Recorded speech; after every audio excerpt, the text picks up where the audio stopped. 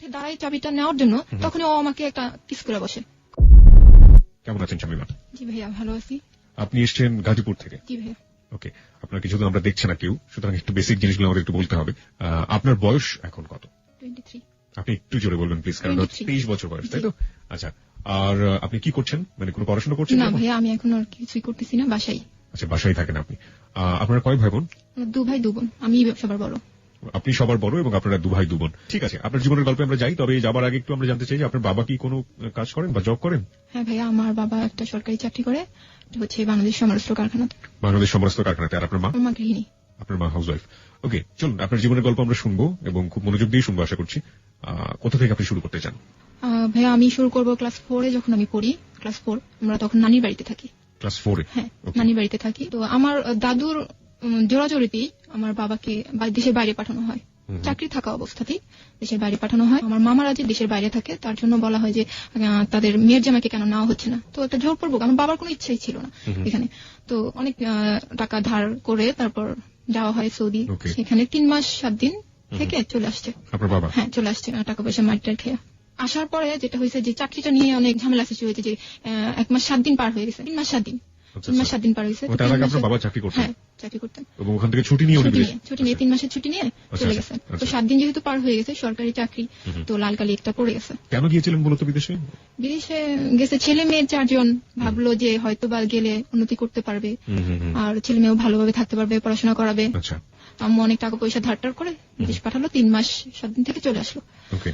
তারপর এসে অনেক কষ্ট করে, মানে আমার যে আব্বুর বস আছে, ওনাদেরকে ধরে টরে যে চাকরিটা আবার নিল। তো চাকরি করতেছে এর মধ্যে একদিন আমাদের পড়াশোনা নিয়ে, আমরা 2 ভাই বোন, আমার ইমিডিয়েট ছোট যেটা, ওটা আর আমরা এত বেশি টেলিভিশন দেখতাম নানুর বাড়িতে। এটা নিয়ে আন্টির সাথে আমার আব্বুর ঝগড়া লেগে আমাদের কোয়ার্টার নিয়ে ফেলে, মানে আমরা যে সরকারি কোয়ার্টার, ওই কোয়ার্টার নিয়ে ফেলে। তো 2 ভাই বোন নিয়ে আব্বু আম্মু ওখানে উঠলো। আচ্ছা আচ্ছা। তখন আমি ক্লাস 5-এ পড়ি। হ্যাঁ, ক্লাস 5-এ। ক্লাস 7-এ যখন উঠি, তখন আমরা বাসা চেঞ্জ করি। আচ্ছা। যেহেতু ফ্যামিলিতে একটা অর্থনৈতিক সমস্যা ছিল, তার জন্য আমাদের বাসায় একটি লজিং রাখা হয় একটা ছেলেকে। আচ্ছা। ছেলেটির নাম হচ্ছে জুয়েল কাউসার, আব্দুল্লাহ কাউসার জুয়েল। আমার আম্মু বেশিরভাগ সময় বাইরে থাকতো, যেহেতু অনেক টাকা ধার হয়ে গেছে। আমি একটু পরিষ্কার করতে চাই, ছেলেটাকে লজিং নিয়ে আসলো আপনার বাবা? না, বাবা না। তাহলে? আমার একটা ভাইয়া ছিল, দূর সম্পর্কে এক ভাইয়ার সাথে পড়তো, আই মিন ফ্রেন্ড। ওই ভাইয়ার মাধ্যমে আসা। তো আম্মু আর কিছু বলেনি যে উঠাও বা উঠো। হঠাৎ একদিন বগুড়া থেকে বেডিং পত্র নিয়ে আমাদের বাসায়। বগুড়া থেকে? হ্যাঁ, বগুড়া থেকে। তো আমরা একটু অবাক, আম্মু একটু অবাক, কি ব্যাপার। আমরা 3 ভাই বোন, আর আব্বু আম্মু এক রুমে আরেকটা রুম ভাড়া দেওয়া হলো, মানে সরকারি কোয়ার্টারের মধ্যে। আপনারা সরকারি কোয়ার্টারের মধ্যে। এটা কিন্তু কোনোভাবেই নিয়ম ছিল না। ও যখন ইন্টার ফার্স্ট ইয়ার ভর্তি, তখন আমি ক্লাস 7-এ। আমাদের সাথে এমন ভাবে মিশছে, মানে আমার আম্মু নিজের ছেলের চেয়েও বেশি এরকম ভাবে মিশছে আমাদের সাথে। মিশতে হঠাৎ করে একদিন বললো যে আমি আপনাদের সাথে ঈদ করবো। তো আমার আম্মু বললো যে ঈদ করবা তোমার বাবা মা রেখে, এটা কেমন দেখায়, তুমি এখানে ঈদ করবা? বলো না, আব্বু আম্মু কিছু বলবে না, এখানে ঈদ করবো। আমাদের সাথে ঈদ করলো। তো ঈদ করলো আমাদের সাথে, সারাদিন বাসায় ছিল না, কিন্তু আর কি রাতটা আমাদের এখানেই ছিল। এইভাবে কাটতে কাটতে যখন আমি ক্লাস 8-এ বার্ষিক পরীক্ষা দিব, এমনকি রান্নাঘরে গিয়েও সে ভাত নিয়ে খাইতেছে এরকম। তারপর যখন ক্লাস 8-এ আমি বার্ষিক পরীক্ষা দিলাম, তখন হঠাৎ একদিন ও ভিতর রুমে, মানে ও তো থাকে বাইরের রুমে, আমি ভিতর রুমে ঘর মুছতেছিলাম। ও হঠাৎ ও রুমটা তালা দিয়ে চাবিটা দেওয়ার জন্য আমার রুমে আসে। তো ও, মানে আমি যখন উঠে দাঁড়াই চাবিটা নেওয়ার জন্য, তখন ও আমাকে একটা কিস করে বসে কপালে। আমি আচমকা, মানে আমি তখন আমি কিছুই বুঝি নাই, আমি কি হইলো। ভাইয়া, তখন তো ভাইয়া বলতাম যে ভাইয়া এটা কি করলো, আমাকে কিস করলো কেন, এরকম একটা মনোভাব। তো চলে গেল। সারাদিন আমার বাসায় ফিরে নেই। সন্ধ্যার পর যখন বাসায় ফিরছে, তখন আমি জিজ্ঞেস করলাম যে ভাইয়া, আপনি এরকম একটা কাজ আমার সাথে করলেন, এরকম প্রশ্ন করলাম। তো উনি উত্তর দিল যে আমার ছোট বোনটা তো আমার কাছে নাই, তাই আমার অনেক খারাপ লাগছে এর জন্য। আমি ওনা কিরকম জানি, আমিও ভাবলাম হয়তোবা ছোট বোন ভেবেই। তারপর যাক, এটা তো চলে গেছে, আমি ভুলে গেছি। যে এরকম সাধারণত যেটা হয় যে এরকম, মানে এই বয়সটাতে খুবই ম্যাচিউর একটা বয়স, এবং এই বয়সে যদি মেয়েদের ক্ষেত্রে হোক বা ছেলেদের ক্ষেত্রে যেটাই হোক না কেন, এরকম ঘটনা ঘটলে সাধারণত ফ্যামিলি মেম্বারদের সাথে তারা ব্যাপারটা শেয়ার করে না। তো আপনি কি শেয়ার করে? আমার যেটা মনে হয়, মানে বিশেষ করে ছোট বোনের সাথে হোক বা মার কাছে গিয়ে যাই হোক, আপনি কি কারোর সাথে শেয়ার করেছিলেন? না, আমি কারোর সাথে শেয়ার করিনি। আমার ছোট বোনটা আমার 8 বছরের ছোট, অনেক ছোট। তো ওর সাথে তো শেয়ার করার কোনো আসে না। আর আম্মু বেশিরভাগ সময় যেহেতু বাইরে থাকতো, আম্মুর সাথে অতটা বেশি ক্লোজ ছিলাম না যে সবকিছু খুলে বলবো। আর আমাকে দেখা যেত বাসা থেকে খুব বেশি বাইরে যেতে দিত না। আপনার আম্মু কোথায়, মানে যেহেতু তুমি হাউস ওয়াইফ ছিলেন, কোথায় থাকতেন? আম্মু যে ওই যে কি বলে এটাকে, সমিতি যেটাকে বলে, এটার সাথে জড়াই গেছিল অনেক বেশি। সমিতি করতেন? হ্যাঁ, সমিতি করতেন। এই বেশিরভাগ সময় বাহিরে বাহিরে থাকতেন। তো এই খুব বেশি সময় পাইনি তার সাথে যে কথাগুলো খুলে বলবো। আর যেহেতু আমি বাহিরেও আমাকে খুব কম যাওয়া হতো, যে বাহিরে যাইতেন না, দোতলা বাসা ছিল তো বাহিরে খুব বেশি যাওয়া হতো না, তাই কারোর সাথে বলাও হতো না যে বান্ধবী বা বন্ধু কেউ আছে যে আমি শেয়ার করবো, এরকম কেউ ছিল না। খুব কম মিশছি মানুষের সাথে আমি। আচ্ছা, তো তারপরে ছেলেটা আসলো, আপনি তাকে বললেন? ওকে বললাম, তো ও বললো যে ওর ছোট বোন কাছে নাই তো অনেকদিন যাবত দেখে না, তাই আমি বললাম আচ্ছা ওকে, হয়তো এরকম আমি ওকে বোন ভেবেই হয়তো বা এই জিনিসটা করছে, আচ্ছা ঠিক আছে ওকে। কিন্তু এক পর্যায়ে দেখা গেল যে আমি ওর রুমে খাবার নিয়ে যাচ্ছি, ও আমাকে জড়ায় ধরতেছে, আমি ছাড়া নিতে চাইতেছি কিন্তু আমার ধরেই আছে, ছাড়তে চাইতেছে, আমাকে জড়াজড়ি করতেছে। এমন এক পর্যায়ে চলে গেছে যে আমার সাথে ওর সাথে আমার একটা শারীরিক সম্পর্ক হয়ে গেছে প্রথম অবস্থায়। যে আমি একটু জানতে চাই যে আপনি ক্লাস 8-এ পড়েন এবং আপনি বলছেন যে শারীরিক সম্পর্ক একটা পর্যায়ে হয়ে গিয়েছে, এটা কি হঠাৎ করেই হয়ে যাওয়া, আচমকাই হয়ে যাওয়া? একদমই হঠাৎ। দেখা গেল যে আমি একটা কলম আনতে, ভাইয়া একটা কলম দেন তো, ও আমাকে ধরে বসছে, বা ভাইয়া এই প্লেটটা নিয়ে যাই, বা আমাকে একটা পেজ দেন, এরকম হঠাৎ করে, একদমই হঠাৎ। হয় না যে আপনি তো একটু হলেও একটা ঘটনা ঘটে যাচ্ছে, আপনি তার অ্যাটিটিউড দেখে বা তার আচরণ দেখে? কোনো রকম কিছুই না, কোনো রকম। আমি এটা বুঝতে পারতাম যে সে আমার কাছে আসতে চাইতেছে বা কিছু করতে চাইতেছে, এটা আমি কিছুই বুঝিনি, হঠাৎই এরকম জড়ায় ধরে এরকম হয়ে গেল। এবং আমি অনেক জোর করলাম যে আমাকে ছাড়েন, কি করতেছেন, এগুলো কি করতেছেন, ছাড়েন আমাকে। এতটাই জোর, একটা ছেলের সাথে একটা মেয়ে কিভাবে এটা পায়রা উঠায় জানা নেই, আমি একদমই অবাক। সাধারণত যেটা হয় যে ওই রকম হলে তো মেয়েটা তো অনেক ছোট, স্বাভাবিকভাবে চিৎকার চেঁচামেচি করার একটা ব্যাপার ছিল, শাউট করার একটা ব্যাপার ছিল, আপনি সেটা করেননি? না, আমি এটা করিনি। কেন করেননি? ভয় ছিল যে আব্বু আম্মু এটা যদি আয়সা একটা ঝামেলার সৃষ্টি হয়, যে এই মেয়ে খারাপ, যে আশেপাশে মানুষ এরকম, আমাদের এলাকাটা ছিল এরকম যে ছেলে কি করলো সেটা না, মেয়েটার উপরে কিন্তু জিনিসটা চাপাই দেওয়া হয় যে মেয়েটা হয়তো বা এই কাজটা করতেছে। তাই আমি চিল্লাচিল্লি, আর এমন হয়তো যে চিল্লাচিল্লি করলে লোকজন আইসা ওরা কিছু বলতো না, বলতো যে এই মেয়েটা এর ঘরে এই ছেলেকে রাখা হয়েছে, এই মেয়েটা নিশ্চয়ই এই কাজটা করছে, বা এই মেয়েটাই খারাপ, এরকম হয়তো। ঘটনাটা আমি যত বুঝতে পারছি আপনার কাছ থেকে শুনে যে এটা একটা ইভেন্চুয়ালি হঠাৎ করে হয়ে যাওয়া, কোনো ইকুয়েশন নাই, কোনো কিছু নাই, আমি একদমই বুঝতে পারিনি, একদমই না যে ও আমার সাথে এরকম করবে, আমি কখনোই চিন্তা করিনি। আপনি তখন ক্লাস 8-এ পড়েন, আর তখন কোথায় পড়ছে? তখন ইন্টার কি ফার্স্ট ইয়ার আর সেকেন্ড ইয়ার? হ্যাঁ, সেকেন্ড ইয়ার। সেকেন্ড ইয়ারে পড়ছে, ইন্টার সেকেন্ড ইয়ারে পড়ছে জুয়েল, এবং শামিমা তখন ক্লাস 8-এ। ওকে, তারপর কি হলো? তারপর আমি তো কান্নাকাটি করতেছি খুব, আমাকে এরকম করলেন কেন আপনি? তো কান্নাকাটি করার পর আমাকে বুঝালো যে কান্নাকাটি করো না, এটা হঠাৎ করে হয়ে গেছে, টেনশন করার কিছু নাই। আমি তো একা একা খুব কান্নাকাটি করি, চিন্তা করি যে আমার সাথে কি হইলো। তারপর একের পর এক যখনই ও দেখতেছে যে আমার ফ্যামিলির কেউ নাই বা আমি একা, তখনই আমাকে ধরার চেষ্টা করছে, তখনই আমার সাথে একটা সম্পর্ক তৈরি করে জোর করে। আমি ভিতর রুমে ঘুমাই আছি, ও আস্তে করে, আমার ছোট দুইটা ভাই বোন পাশে শোয়া, ও আস্তে করে যায় আমার পাটাই না ধৈরাটাই না বাইরে নিয়ে আসে, নিয়ে এসে আমাকে জোর করে। টু বি অনেস্ট, আপনি নিজেও কি সাড়া দিতেন? অস্বীকার করার কোনো না, আমি প্রথমবার যখন এরকম হয়েছে জোর, তারপর আমি আর জোর করিনি। তারপরে আপনি আর জোর করেননি? তারপর আমি চিন্তা করছি যে এই ছেলেটা আমার সাথে এরকম করতেছে, আমি ওকে প্রশ্ন করছি, দেখেন আপনি, তখন তো আমি ওকে আপনি করে বলি যে আপনি আমার সাথে এরকম করতেছেন, আমার কি হবে, আপনি এগুলো করতেছেন কেন, আমাকে তো আপনি আমার সবকিছুই তো আপনি নিয়ে নিতেছেন, কি করতেছেন আপনি এগুলো। তখন আমাকে বললো যে তুমি চিন্তা করো না, ইন্টার পাসটা করি, তারপর আমরা সম্পর্কটা আগাই নিব, আমরা বিয়ে করবো, বা এরকম একটা আশ্বাস আমাকে দিল। হ্যাঁ, তখন আমি কোনো বাধাই ওকে দেইনি, যে হ্যাঁ ও তো ইন্টার পাস করার পর আমাকে বিয়ে করবে। আপনি কি বুঝতেন তখন যে সম্পর্ক জিনিসটা কি, বা একটা ছেলের প্রতি ভালো লাগাটা? না, আমার তো ওকে ভালো লাগেই নাই। কতদিন পর্যন্ত আপনাদের এই সম্পর্কটা ছিল? এই যে ক্লাস 8 শুরু হলো, কতদিন পর্যন্ত ছিল এই সম্পর্কটা? ক্লাস 9 পর্যন্ত। 1 বছর আপনারা এই জিনিসটা কন্টিনিউ করেছেন? ওকে, আমাকে বলুন, একটু বিস্তারিত বলুন, আমরা জানতে চাই। 1 বছর কন্টিনিউ এইভাবে, ওর ইন্টার পাস হওয়ার আগ পর্যন্ত ও এইভাবে কন্টিনিউ করলো আমার সাথে সম্পর্কটা। ও যাওয়ার আগে আমাকে বলে গেল যে আমি ঢাকায় থাকবো, আমি তোমার সাথে কন্ট্যাক্ট করবো, আসা যাওয়া করবো, তুমি কোনো টেনশন করো না, কারোর কথা কিছু শুনো না, আমি তোমার সাথে কন্ট্যাক্ট করবো, আর আমি তোমাকে বিয়ে করে নিয়ে যাবো। 1 বছরের মধ্যে আপনি আপনার বাবা মা বা অন্য কাউকে বলেননি, আভাস দেননি? কিছুই বলিনি। আপনি নিজেও কি এনজয় করতেন? আপনার নিজের ভালো লাগতো? না, আমার তখন ভাইয়া আমার এরকম ফিলিংস হয়নি যে এই ছেলেটা আমার গায়ে ধরতেছে আমার ভালো লাগতেছে, বা আমার কিস করতেছে আমার ভালো লাগছে, ওরকম কিছুই আমার হয়নি, ওরকম কিছুই না। তাহলে যা শুধু ওরা দেখতে ভালো লাগতো, না দেখলে একটু খারাপ লাগতো যে এই ছেলেটা কোথায় গেল, ভালো লাগতেছে না কেন। মনে হয় ওইটাই ছিল, যে ওইটাই হয়তো বা ভালোবাসা ছিল, কিন্তু আমি বুঝিনি তখন, ওই বয়সে হয়তো বা বুঝিনি। তারপর 1 বছর চলে গেল এখান থেকে, আমিও ক্লাস 9-এ উঠলাম। যখন আমি ক্লাস 9-এ উঠলাম, 9-এর বার্ষিক পরীক্ষা দিব, তখন আমি প্রেগনেন্ট হয়ে যাই। হ্যাঁ, কিন্তু আমি মোটেও বুঝতে পারিনি। যখন আমি ক্লাস 6-এ পড়ি, তখন আমার সমস্যা ছিল, 2 মাস 3 মাস পর হতো, তখন আমাকে ডাক্তার দেখানো হয়েছিল, ডাক্তার বলছে যে বয়স হলে ঠিক হয়ে যাবে। তো আমি ভাবলাম যে হয়তোবা এর কারণেই এই জিনিসটা হচ্ছে। কিন্তু এই শারীরিক সম্পর্কের কারণে যে আমি প্রেগনেন্ট হব বা আমার বাচ্চা হবে, এটা আমি কখনোই চিন্তা করতাম না। আমার মাথায় কোনোদিন এটা আসেই নাই, আর আমি জানতাম না, আমি জানতামই না। শুনলে অবাকই হবে, সবাই অবাকই হবে যে মেয়েটা কিভাবে বুঝলো না বা কিভাবে জানলো না। আমি জানি না আমি বোঝাইতে পারতেছি কিনা, আমি একদমই বুঝি নাই। আমাকে জিজ্ঞেস করতো কেমন আছো তুমি, তোমার কোনো সমস্যা হচ্ছে কিনা, এরকম জিজ্ঞেস করতো। বললাম না, কোনো সমস্যা না। ও তখন ঢাকায় কোথায় থাকতো? ঢাকা মিরপুরে একে থাকতো। কি করতো? ও বলছে যে ও জাহাঙ্গীর ইউনিভার্সিটিতে ভর্তির জন্য ট্রাই করতেছে, কোচিং করতেছে এরকম। আপনাদের বাড়িতে থেকে কোথায় পড়াশোনা করেছে? আমাদের বাসায় থেকে আমাদের গাজীপুর ক্যান্টনমেন্ট কলেজে পড়াশোনা করছে। ক্যান্টনমেন্ট কলেজেও পড়াশোনা করেছে, ওকে। তো তারপর সারাদিন আমার সাথে কাটাইছে। বা এরকম হয়তো যে আমাদের এখানে কোনো অনুষ্ঠান হলে বা মেলা হলে আমি ওকে বলতাম যে আমাদের এখানে না একটা অনুষ্ঠান হতেছে, আসবা?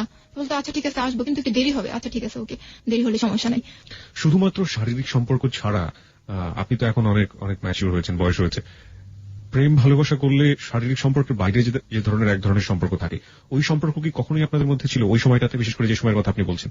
না, ওরকম কিছুই ছিল না। মানে এরকম ফিল করতাম যে ছেলেটাকে না দেখলে ভালো লাগতেছে না, বা কথা বললে হয়তো বা ভালো লাগবে, রাতের পর রাত কথা বলা। না, ওরকম কিছুই না। জাস্ট 4 দিন পর 5 দিন পর আমি দোকানে গিয়ে একটা ফোন দিতাম যে আপনি আসবেন কি, বা আপনি কেমন আছেন, কি করতেছেন, এখন কোথায় পড়তেছেন, এরকম জিজ্ঞেস করতাম। কিন্তু ও ভালো লাগাটা যে এটাই কিনা আমি জানতাম না। না, আপনি ও কখনো তো আপনাকে কখনো বলে নাই যে ও অনেক বেশি ভালোবাসে আপনাকে, বা আপনি ওকে অনেক ভালোবাসেন, এরকম? না, এরকম কিছু বলি নেই। বা কমিটমেন্টের যে জায়গাটা, ওটাও কখনো ছিল না? পরিষ্কার করার জন্য আমি শ্রোতাদেরকে একটু বলছি, সেটা হচ্ছে যে এটা এমন একটা সম্পর্ক যেটা আসলে বুঝে ওঠার আগেই সবকিছু হয়ে যাবে, এরকম একটা ব্যাপার। এবং এখানে আসলে লাভ বলতে যেটা বোঝায়, ভালোবাসা বলতে যেটা বোঝায়, সেটার বিন্দু মাত্র ছিটাফোঁটা নেই আমার কাছে যেটা মনে হচ্ছে। তবে দুজনকে যে কোনো ভাবেই হোক একটা সম্পর্কের মধ্য দিয়ে ফিল করতো। আচ্ছা, আপনি যখন ক্লাস 9-এ, তখন ও চলে গেল হচ্ছে কোচিং করার জন্য, ইউনিভার্সিটিতে ভর্তি হবে, সেই সময় কোচিং করতো। তো আপনি বলছেন 4 দিন পর 5 দিন পরে ফোন দিয়ে আপনি তাকে আসার কথা বলতেন। আসলে কোথায় থাকতো? আমাদের বাসায় বলতে যে 1-2 ঘন্টা আমার সাথে কথা বলতো, গল্প করতো। বা ওর একটা ফ্রেন্ড ছিল আমাদের বাসা থেকে একটু দূরে হবে, ওই ফ্রেন্ডের সাথে ওদের বাসায় খাওয়া দাওয়া করতো। আমার সাথে 1 ঘন্টার জন্য আসতো, দেখা করতো, কথা বলতো, আবার চলে যেত বন্ধুর বাসায়। আবার কিছুক্ষণ পরে দেখা যেত যে কয়েক ঘন্টা পরে আবার আসতো, আবার এসে আবার একটু থাকতো, কথা বলতো, আবার চলে যেত, এই অবস্থা। এবং ওই সময়টাতে কি আপনাদের মধ্যে কোনো শারীরিক সম্পর্ক হয়েছে? না, ওরকম হয়নি। কেন হয়নি? মানে সুযোগ ছিল না নাকি? সুযোগ ছিল না। হ্যাঁ, সুযোগ ছিল বলতে কি, তখন আমার আম্মু কিন্তু অনেকটা ক্লোজ হয়ে গেছে, বাসার দিকে মানে আসা পড়ছে। তখন আসলে ওরকম কোনো সুযোগই হয়নি, ও গায়ে হাত দিবে বা কিছু করবে, ওরকম কোনো সুযোগ হয়নি। মানে আপনার আম্মু আপনার বাসায় বেশি সময় দিত এবং সে কারণে ওই সময়টা তার কোনো সুযোগ হয়নি। তার মানে একটা জিনিস আমরা আবিষ্কার করতে পারলাম যে বাবা মা যদি পরিবারে বেশি সময় দেন, তাহলে হয়তোবা এই ধরনের ঘটনা এড়ানো সম্ভব। ওকে, আমি একটু আরো পরিষ্কার করতে চাই। আপনি একটু আগে বলছিলেন আপনার প্রেগনেন্সির কথা, আপনি যখন প্রেগনেন্ট হয়ে যান ক্লাস 9-এ, তারপরে আপনার সম্পর্ক শুরু হচ্ছে ক্লাস 8 বা 1 বছর টানা কন্টিনিউ করার পর ক্লাস 9-এ এসে আপনি প্রেগনেন্ট হয়ে গেলেন।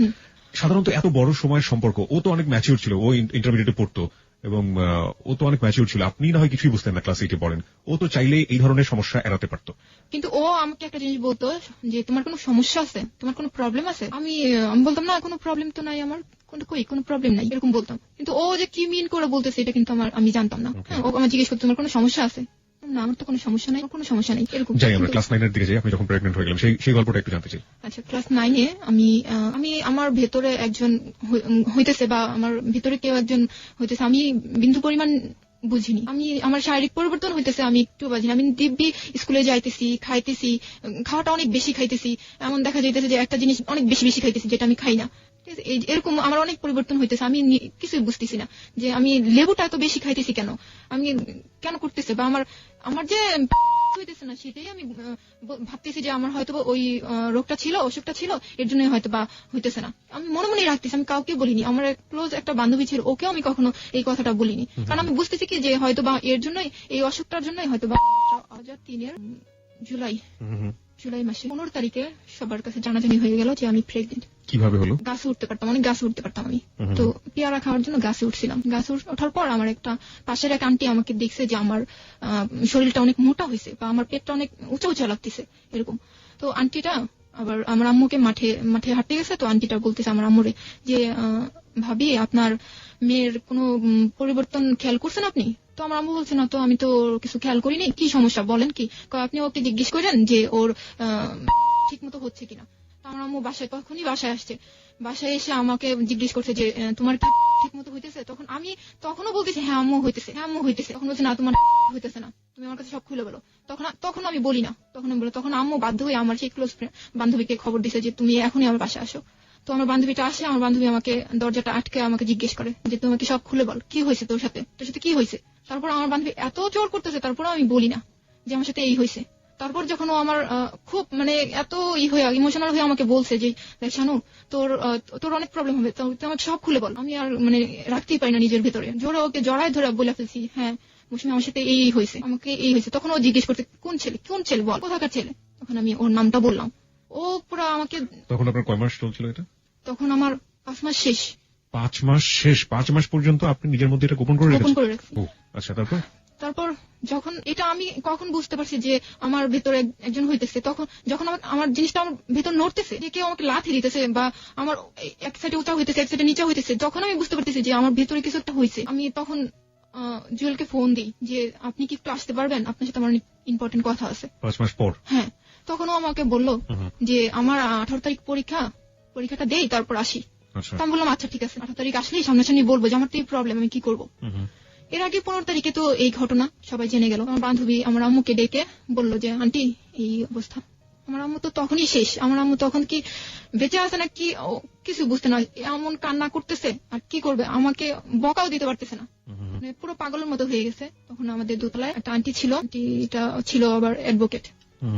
তো ওই আন্টিকে ডাকার পর বলে যে আমার সাথে একটু চলো, মার্কেটে চলো, ফোন দিতে হবে এক জায়গায়, আমাকে সহই, মানে আমি সাথে ছিলাম, আমাকে সহই মার্কেটে নিয়ে যেয়ে ফোন করলো ওর কাছে, জুয়েলের কাছে ফোন করলো যে আমাকে আম্মু আর আন্টি যা যা শিখাই দিছে আমি তাই ওকে বললাম যে তুমি কি আসবা, তুমি কালকের মধ্যে আসো, তুমি কালকের মধ্যে আসবা।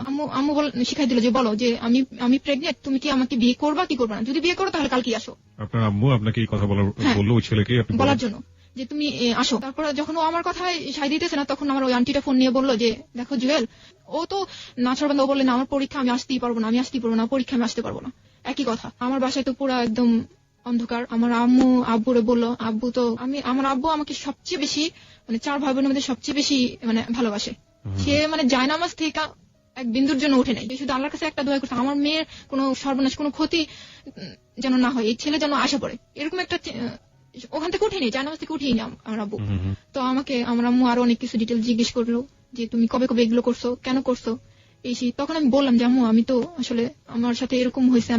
আমাকে বলছে তুমি বলোনি কেন, আমার কাছে কেন বলোনি, মা হইতেছে সবচেয়ে কাছের বন্ধু, তুমি কেন আমাকে বলোনি। তখন আসলে আমি কিছুই বলিনি, আমি শুধু কান্না করছি, কিছুই বলিনি, কিছু বলতে পারিনি। তারপর পরের দিন সকালবেলা আমার সিঁড়ির যে মুরব্বীরা আছে এদেরকে আমার বাবা ডেকে এই ঘটনাটা বললো যে এরকম একটা ঘটনা, এখন আপনারা যদি হেল্প না করেন তাহলে আমি একা কিছু করতে পারবো না।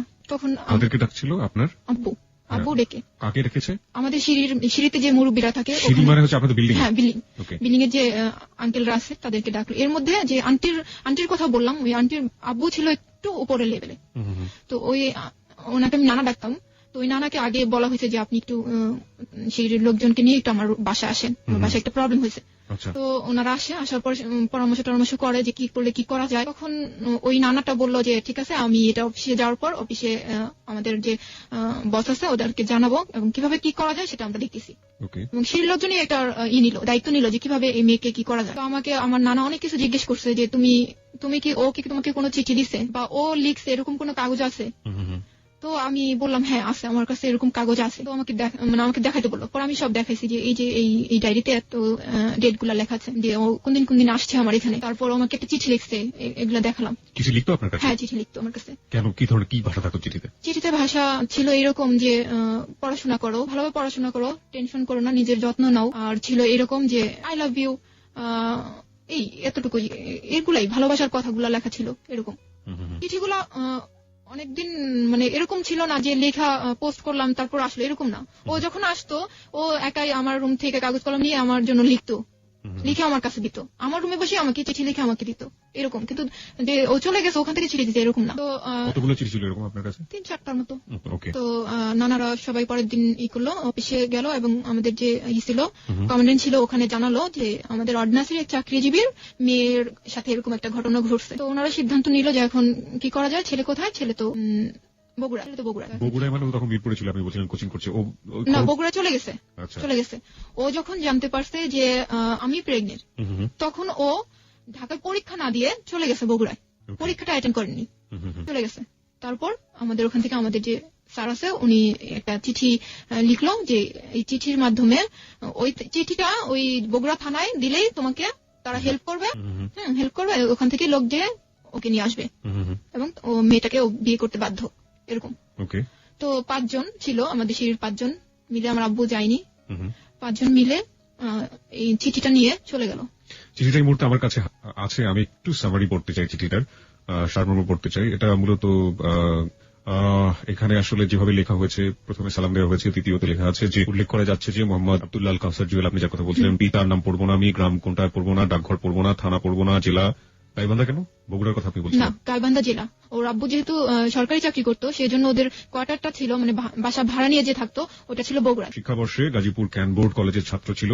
ওকে, উক্ত কলেজের ছাত্র হিসেবে সে বাংলাদেশ সমরাষ্ট্র কারখানার কর্মচারী, আপনার বাবার নাম, এবং আপনার বাসায় লজিং থাকতো। বাসায় লজিং থাকার সুবাদে সে অমুকের অপরিণত 14 বছর বয়স্কা মেয়ে শামিমা সুলতানা শানু, আপনার ডাকনাম, এর সাথে সখ্যতা গড়ে তোলে এবং মেয়েটিকে এক সময় তার লালসার শিকারে অন্তঃসত্ত্বা হয়ে পড়ে। বিষয়টি জানাজানি হলে জুয়েল মেয়েটিকে বিবাহ করার প্রতিশ্রুতি দিয়ে বাড়ি যায়, কিন্তু তারপর থেকে জুয়েলের আর কোনো খবর নেই। সে মেয়েটি এবং মেয়ের পরিবারের সাথে যোগাযোগ বিচ্ছিন্ন করে দেয়। 3 আছে যে মেয়েটি একেবারে কিশোরী, জীবনের ভালো মন্দ বোঝার আগে অন্তঃসত্ত্বা হয়ে পরিবার এবং সমাজের ধিক্কারের মধ্যে পড়েছে। সমাজে এখন পারে তাকে উদ্ধার করে মর্যাদা দিতে, পুনর্বাসিত করতে। সমাজের দায়িত্ব অন্তঃসত্ত্বা মেয়েটির অনাগত শিশুর পিতৃ পরিচয় প্রতিষ্ঠিত করা। 3 নম্বর পয়েন্ট আমি আরেকবার পড়তে চাই। মেয়েটি একেবারেই কিশোরী, জীবনের ভালো মন্দ বোঝার আগে অন্তঃসত্ত্বা হয়ে পরিবার এবং সমাজের ধিক্কারের মধ্যে পড়েছে। সমাজে এখন পারে তাকে উদ্ধার করে মর্যাদা দিতে, পুনর্বাসিত করতে। সমাজের দায়িত্ব অন্তঃসত্ত্বা মেয়েটির অনাগত শিশুর পিতৃ পরিচয় প্রতিষ্ঠা করা। এই পয়েন্ট আমি 2 বার পড়েছি, তার পেছনে যথেষ্ট কারণ আছে, সেটা আমি একেবারে অনুষ্ঠানের শেষে বলতে চাই। 4, পত্রবাহক বাংলাদেশ সমরাস্ত্র কারখানার কর্মচারী, তার অনাগত শিশুর পিতৃ পরিচয় প্রতিষ্ঠা করার মান সেই আপনাদের সাহায্যে সহায়তা প্রার্থী। আপনারা অবশ্যই আপনাদের সুনাম এবং মর্যাদার প্রভাব খাটিয়ে বিষয়টি ধর্মীয় সমাধানে ব্রতী হবেন। আর পরে যিনি পাঠিয়েছিলেন বা প্রাতিষ্ঠানিকভাবে তার কাগজে সিল সাপোর্ট এবং সাইন। ওকে, এটা একটা খুবই ভালো কাজ করেছে, ছেলেটিকে নিয়ে আসার জন্য একটা প্রশাসনিক উদ্যোগ নেওয়া হয়েছে, খুবই প্রশংসার কাজ। এবং এক্ষেত্রে আপনার বাবা যে চিন্তা ভাবনাটা করেছিলেন সেটা নিঃসন্দেহে প্রশংসার দাবিদার। তারপর কি হলো? তারপর এখান থেকে 5 জন চলে গেল ওখানে প্রথমে ওদের বাড়িতে উঠেনি, প্রথমে সোজা মানে থানায় চলে গেছে। থানা থেকে এই চিঠিটা দেখানোর পরে ওনারা থানা থেকে লোক পাঠায় যে ওনাদের সাথে যাওয়ার জন্য ওদের বাড়িতে। তো পুলিশ সাথে চলে গেল ওদের বাড়িতে যাওয়ার পর প্রথমে ও ছিল না। ওর বাবাকে বললো যে আপনার ছেলে, এই চিঠিটা দেখানো হলো যে আপনার ছেলেকে হাজির করেন, আপনার ছেলে এরকম একটা কর্ম করছে, এটার সমাধান দিতে হবে। যখন চাপ দেওয়া হলো তখন ওনার ছেলে বাসায় আসলো। বাসায় আসার পরে মানে কি ওই বগুড়াতে বাসায় আসলো? বগুড়াতে বাসায় আসলো। বাসায় আসার পর আমাকে একটু জানাবেন ওনার বাবা কি করতেন? ওনার বাবাও কি মানে ওনার বাবা হচ্ছে আপনার সরকারি চাকরিজীবী, এগ্রিকালচার অফিসার। কোয়ার্টারে থাকার কথা, বাট উনি হচ্ছে বাসা ভাড়া নিয়ে থাকে। ভাড়া নিয়ে থাকে। তো ওখানে ছেলে হাজির হলো। তো ওকে ওর বাবা মা বললো যে তুমি সমাধান করে আসো, তুমি সমস্যা তৈরি করছো, সমাধান করে আসো। তো ওর আম্মু যখন এই কথা বললো যে তুমি আজকে তোমার বোন হলে তুমি কি করতে, এই প্রশ্নটা ওকে করছিল, তখন ওর মামা আর এক নানাকে নিয়ে আর 3 জন চলে আসছে আমাদের এই 5 জনের সাথে আমাদের গাজীপুরে। আপনাদের এখান থেকে 5 জন গিয়েছিল? হ্যাঁ, 5 জন গিয়েছিল এবং 5 জনই খুব উঁচু লেভেলের লোক গিয়েছিল। তারপর চলে আসছে তখন রাত 1টা বাজে, আসছে 1টা বাজে। তখনই আমার আগেই ফোন করে দেওয়া হয়েছে যে ওদেরকে নিয়ে আমরা আসতেছি। তো এদিকে কাজী টাজি সবই ঠিক করা ছিল আমাদের বাসায়। ওদের ওখান থেকে লোকজন আসবে সেই প্রিপারেশনও নেওয়া হয়ে গেছিল, যে থাকা খাওয়া সবই ঠিক হয়ে গেছিল। তো রাত্রে যখন আসলো, প্রথমে আমাদের রুমে উঠায়নি, দোতলা যে আন্টির কথা বললাম আমি, যে নানার কথা, ওনাদের বাসায় উঠানো হয়েছে তাদেরকে। তারপর তাদের সাথে একটা কথা বলা হলো যে এখন তো ছেলেকে, এই মেয়েকে বিয়ে করতে হবে, এখন আপনারা কি করবেন আপনারা, বা কি ওর জন্য কিছু কিনবেন বা কিছু নিবেন? তখন ওর মামা বললো যে হ্যাঁ, ওর জন্য আমরা একটা শাড়ি আর একটা নাকফুল নিয়ে আসবো। আমার এখানে 2টো পয়েন্ট আছে।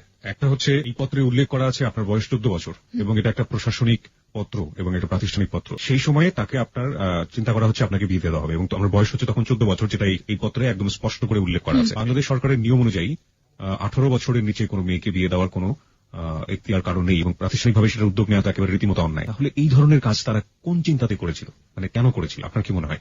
তখন তো এটা ছাড়াও মনে হয় না যে কিছু করা ছিল। তারা এই চিন্তাটা করছে যে বয়সটা যখন আর কি 14 বছর, এটাকে একটা তো সমাধানে নিতে হবে, যে মেয়েটাকে তো বিয়ে দিতে হবে। কিন্তু আচ্ছা ঠিক আছে, আমি বরং এই প্রশ্নটা আমি শ্রোতাদেরকেই করতে চাই, ওকে আসলে প্রশ্নের মধ্যে না ফেলাটাই উচিত হবে, ও বরং ওর জীবনের গল্পটা ভালো করে বলুক আমাদের কাছে। আমি বরং এই প্রশ্নটাই করছি, মানে পুরো সিস্টেমটাকে প্রশ্নটা করছি, যে লেটারটা দিয়ে সে ছেলেটাকে নিয়ে আসা হলো ধরে, সেটা একটা প্রাতিষ্ঠানিক পত্র এবং সেই পত্রে স্পষ্ট করে উল্লেখ করা আছে বাসায় লজিং থাকার সুবাদে সে জনাব অমুকের অপরিণত 14 বছর বয়স্কা মেয়ে এর সাথে সখ্যতা করে তোলে, এবং এই পত্রের প্রেক্ষাপটে সেখানে গিয়ে প্রাতিষ্ঠানিক ভাবেই তাকে ধরে নিয়ে আসা হয়েছে এবং সেই সময়টা বিয়ে দেওয়ার চেষ্টা করা হচ্ছে যখন শানুর বয়স মাত্র 14 বছর, মানে প্রাপ্তবয়স্ক হতে তার আরো 4 বছর বাকি। আচ্ছা, তারপরে কি হলো? তারপর ওর মামা আর ওর নানা মিলে আমাদের এখানকার একটা মার্কেটে গিয়ে একটা শাড়ি, একটা সুতি শাড়ি আর একটা নাকফুল নিয়ে আসলো। নিয়ে এসে তখন আমাদের বাসায় নিয়ে আসা হলো, ওদের দোতলা থেকে নিচে নামানো হলো যে আসেন। তো ওরা বাইরের রুমে ছিল, আমি ভিতর রুমে ছিলাম। বিয়ে পড়ানো হলো। সেখানে যে জিনিসটা হয়েছে যে কাবিন নিয়ে অনেকটা কথা কাটাকাটি হয়েছে, অনেক কথা কাটাকাটি হয়েছে। যে এরকম ছিল যে আমার এখানে যারা আছে, আমার লোকজন, আমার আত্মীয় স্বজন, এরা চাইতেছে যে 5 লাখ টাকা কাবিন হোক, কিন্তু ছেলের যে গার্জিয়ান আছে দুজন, ওরা বলতেছে না, কিছুতেই 5 লাখ টাকা করবো না, আমরা 2 লাখের উপরে কাবিন করবোই না। অনেকটা জড়াজড়ি করার পর ওরা যেহেতু আমাদের এখানে আর আমাদের এখানের লোকজনের একটা চাপে ওরা বলল ঠিক আছে, ওকে, বাধ্য হলো করতে, ঠিক আছে 5 লাখ। তারপরে 5 লাখ টাকা কাবিন করে আমার বিয়ে পড়ানো হলো। সেই রাতে তখন রাত 1:30 বাজে। তখন আপনার বয়স 14 বছর, আপনি ক্লাস 9 এ পড়েন, রাইট? হ্যাঁ। তারপর ছেলেটা কিসে পড়তো তখন? ছেলেটা এখনো পড়েনি, ইন্টারমিডিয়েট কমপ্লিট করেছে। তার মানে ছেলেটার বয়স 18 বছর, সর্বোচ্চ 18 বছর, তার মানে সেও কিন্তু প্রাপ্তবয়স্ক হয়নি। এবং এই ব্যাপারগুলো যদি গ্রাম অঞ্চলে ঘটে থাকে, আমরা যদি গ্রাম অঞ্চলে দেখি এই জিনিসগুলো হয়েছে, ওরা তো ভুল করেছে, ব্যাপারে কোনো সন্দেহ নেই, ওরা দুজনই ভুল করেছে এবং সেটা ব্যাপারে আমরা কোনো মন্তব্যই করতে চাই না। হ্যাঁ, ভুল করেছে, কিন্তু সমাজ, এখানে সমাজের কথা বলা হচ্ছে, সমাজের সাথে বিশাল এক প্রতিষ্ঠান জড়িত, প্রতিষ্ঠানের কথা বলা হচ্ছে, সবকিছু মিলিয়ে যে আসলে কি হলো এটা আপনারা বিবেচনা করে নেবেন, কারণ দুজনই কিন্তু প্রাপ্তবয়স্ক নয়। যাই হোক, তারপরে কি হলো? তারপর আমার আন্টি, মানে যে আন্টির কথা আমি বলতেছি বারবার, ওই আন্টি আমাকে বললো যে তুমি এখন একটু ওই রুমে যাও, জুয়েলের কাছে যাও, কথা বলো। আমি তো খুবই রাগ যে আমি ফোন করছি, আমি আমার আম্মু, আমার আন্টি ফোন করছি, তারপরে ও পরীক্ষা অ্যাটেন্ড না করে ও মিথ্যে বলে ফাঁকি দিয়ে ও বগুড়ায় কেন চলে গেল? ও যদি আমাকে বিয়ে করবে বলে আশ্বাস দিয়ে ও কেন চলে গেল? এরকম একটা রাগ মনের ভিতর। তখন আমি কিছুতেই ওর রুমে যাবো না, খুবই রাগ, আমি যাবো না, কিছুতেই যাবো না ওর সামনে। ওর চেহারা দেখতে যেন আমার খুব বেশি রাগ হইতেছে, এরকম একটা ভাব, যাবোই না। তখন আমার আব্বু বললো যে শানু তুমি যাও। তখনই আমি আর একটা কথাও বলিনি, গেলাম, রুমে গেলাম। তখন আমার জিজ্ঞেস, আমি যাওয়ার আগে একটু আপনার কাছ থেকে জানতে চাই, প্রত্যেকটা মেয়ের জীবনে, প্রত্যেকটা ছেলের জীবনে বিয়ে ব্যাপারটা অদ্ভুত রকমের একটা স্বপ্নের জায়গা, একেবারে অনাড়ম্বর ভাবে, একেবারে কোন রকম বললেন একটা সুতি শাড়ি, একটা অসামাজিক একটা পরিবেশ, সবকিছু মিলিয়ে এরকম একটা, আপনার ফিলিংসটা এই মুহূর্তে কেমন ছিল? ফিলিংসটা আসলে একটা, আমার ছোটবেলা থেকে যখন থেকে আমি বুঝি যে বউ জিনিসটা যখন আমি বুঝি, তখন মনে হয়তো যে বউ সাজবো, এক সময় আসবে যে আমি অনেক সুন্দর করে বউ সাজবো। যখন ও একটা সুতি শাড়ি আমাকে দিল, আমি শাড়িটা পরি নাই, আমার উপরে দেওয়া হয়েছিল, মাথার উপরে দেওয়া হয়েছিল, নাকফুলটা আমি পরছি, বাট শাড়িটা যখন আমি মাথার উপরে দিছি, আমার ভেতর থেকে অনেক কষ্ট হইতেছিল, অনেক কাঁদতেছিলাম আমি, যে আমার লাইফে কি হয়ে গেল, আমি কি ভাবলাম, কি হলো, আমি কি করতে চাইলাম, কি হইলো আমার লাইফটা, এরকম একটা কাজ করছে।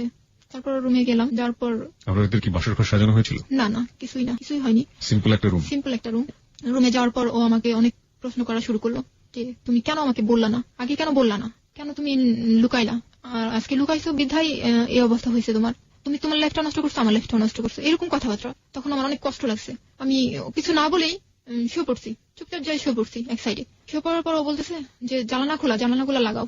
আমি আবার উঠলাম, উঠে আবার জানালাগুলো লাগা আবার ওর সাথে কথা না বলে আবার শুয়ে পড়লাম। তখন ও আমার হাতটা ধরে টেনে, মানে সোফা ছিল, ও সোফাতে বসা ছিল, হাতটা ধরে টেনে সোফাতে বসানোর পর খুব কান্নাকাটি শুরু করে দিল। আমি ওর মুখে দিক তাকাই আছি, আমার মান সম্মান, আমার বাড়িতে পুলিশ গেছে, আমার বাড়িতে মান সম্মান কিছুই রইল না, আমি বাবা মার কাছে ছোট হয়ে গেলাম, আমার বাবা মা আমাকে কি বলবে, আমি কি করলাম, এরকম কথাবার্তা বললো। ওর কান্না দেখে আমারও কান্না পাইলো, যে আমরা দুজনেই ভুল করছি, এরকম মনে হলো যে আমরা দুজনেই ভুল করলাম, কেন করলাম আমরা এরকম মনে হইতেছিল তখন। তারপর রাতটা তো এইভাবেই পার হয়েছে। পরের দিন সকালবেলা ওর মামা এবং নানা দুজন চলে যাবে, তো ওর বড় ভাইকে ফোন দিল যে ভাইয়া তুমি আসো, এই দুজন চলে যাক।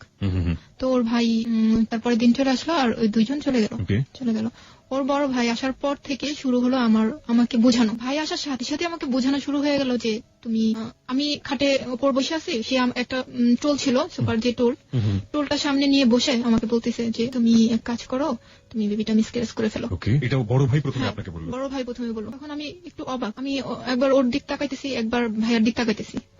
তারপর আরো অনেক কিছু বোঝানো শুরু হয়ে গেল যে যদি তোমার এই বেবিটা ছেলে হয়, তাহলে দেখা যাবে যে সবার আগে বাবাকে খুন করতেছে, আর যদি মেয়ে হয় তাহলে কখনোই বিয়ে দিতে পারবে না। সবাই তাকে জারজ সন্তান বলবে, বড় হয়ে কোথাও বিয়ে দিতে পারবে না।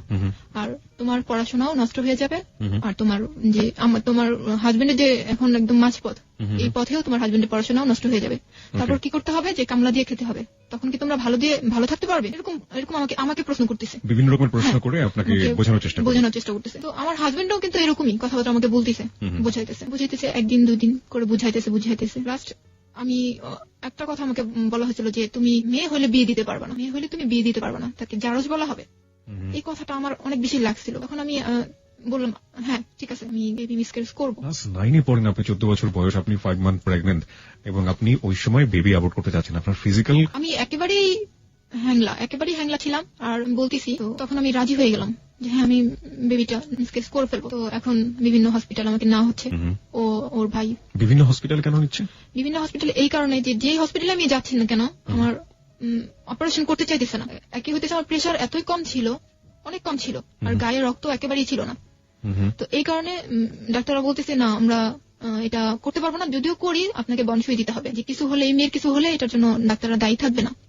আপনার প্যারেন্টস যারা ছিল, আপনার অভিভাবক যারা ছিল, তারা কি বলছিল? আমার আব্বু এটার জন্য আমাকে একদমই সাপোর্ট করেনি, আমাকে অনেক বুঝাইছে যে আমরা পালবো, তোমার পালা লাগবে না, আমরা পালবো। আমার এক আন্টি ছিল, যে অনেক অনেক গরিব একটা আন্টি, আমার আম্মুর খালাতো বোন। তো ওই আন্টি আমাকে বলছে যে তুই শুধু আমাকে দিয়ে দে, জন্মটা দিয়ে আমাকে দিয়ে দে, আমি সারা জীবন তো সামনেই আসবো না ওর নিয়ে, এরকম বলছে। তারপর আমি রাজি হইনি, বলছি না। আমি আমার হাজবেন্ডকে বললাম যে আমি বেবিটা রাখি, আমাদের কাছে রাখবো না, আমার আন্টিকে দিয়ে দেবো, নিয়ে যাক, আমার চোখের সামনে থাকবে না, অনেক দূরে নিয়ে যাবে, এরকম বলছি ওকে আমি। কিন্তু ও কিছুতেই কিছু না, মিসক্যারেজ করতেই হবে, তাহলে তোমার প্রবলেম আমার প্রবলেম, এটা থাকলে অনেক প্রবলেম হবে, অনেক প্রবলেমের কথা আমাকে বুঝাইলো। তারপর তো আমি রাজি হলাম। আমার আব্বু আম্মু একদমই রাজি ছিল না। অনেক হসপিটাল ঘোরার পর আমাদের গাজীপুরে যে সদর হসপিটাল, ওখানকার একটা নার্স ছিল মহিলা, ওই মহিলা আমাকে, আমার হাজবেন্ডকে বললো যে আমি এই জিনিসটা করাই দিতে পারবো, তবে এখানে না, হসপিটালে না, একটা বাড়িতে। তখন আমার হাজবেন্ড রাজি হয়ে গেল, ঠিক আছে আমাদেরকে ওখানে নিয়ে চলেন। তো সেদিন আমরা ঠিকঠাক করে চলে আসছি, বাসায় চলে আসছি। বাসায় আসার পর আম্মুরও বলছি যে আম্মু এই ঘটনা, এখানে নিয়ে গেছিল সদর হসপিটালের এক নার্স আছে, নার্স আমাদের এই বলছে। তখন আম্মু ওই নার্সের কথা বলার সাথে সাথে আম্মু নার্সকে চিনা ফেলছে, বলছে এটা তো এই নাম না? আমি বলছি হ্যাঁ এই নামটাই। তো বলছে বাবা তুমি মরে যাবা, আমাকে বলছে বাবা তুমি মরে যাবা, তোমার কোনো দরকার নাই, তুমি জুয়েলকে মানা করে দাও যে আমি মিসক্যারেজ করবো না, মানা করে দাও। আমার মা তো একদমই রাজি না, একদমই না। তো আমি বললাম না আম্মু এই সমস্যা হবে, দেখো মা আমার এই যে পড়াশোনা একদম একেবারে নষ্ট হয়ে যাবে, আর ছেলে হলে ওর বাবাকে খুন করবে, মেয়ে হলে এই করবে, বিয়ে দিতে পারবো না, যার সন্তান বলবে, এরকম আমার মাকে আমি বুঝাইতেছি। তারপর আমার আম্মু আর কিছুই বলে নাই, আম্মু রাজি না, মানে হ্যাঁও বলে নাই নাও বলে নাই, কিছুই না, চুপ করে আছে। তার পরের দিন সকালবেলা আমি আমার হাজবেন্ড দুজন হসপিটালে, মানে ওই সদর হসপিটালে চলে গেলাম। যাওয়ার সময় আম্মু গোসলখানায় ছিল, বলার জন্য যে বলবো যে আম্মু আমি চলে যেতেছি, আম্মু আমার চেহারাটাও দেখেনি, শুধু গোসলখানার ও পাশে আম্মা ছিল, আমি এ পাশ থেকে বললাম যে আম্মু আমি চলে গেলাম। ওখান থেকে ওই নার্স একটা বাড়িতে আমাকে নিয়ে গেল। ওখানে ওই বাড়িতে আসলে যে মহিলা, ওই মহিলা বেবি মিসক্যারেজই করে, ওনার কাজই হচ্ছে এটা। তো রুমটা ছিল এরকম, আমি বলতে চাই যে একটা বেড ছিল আর পাশে আরেকটা বেড ছিল, আর যে বেডটাতে আমি ছিলাম ওই বেডটা আমাদের বিছানা যেরকম তোষক জাজিম টাজিম থাকে এরকম সেম, কোন হসপিটালে যে বেডগুলো ওরকম না, এরকম বেড। তো ওখানে আমাকে নিয়ে গেল, ওখানে ওই বেডে আমাকে রাখা হলো, এবং যখন আমি গেছি তখনই আমাকে দেওয়া হলো, স্যালাইন দেওয়া হলো, আর একের পর এক ক্যাপসুল খাইতে দেওয়া হলো। একের পর একটা ক্যাপসুল খেলাম। আর এটা ওই নার্সে করছে, কোনো ডাক্তার না? না, কোনো ডাক্তার না, নার্সও বলা যাবে না ওটাকে। নার্স তো ওখানে আমাকে পরিচয় করে দিয়ে চলে আসলো।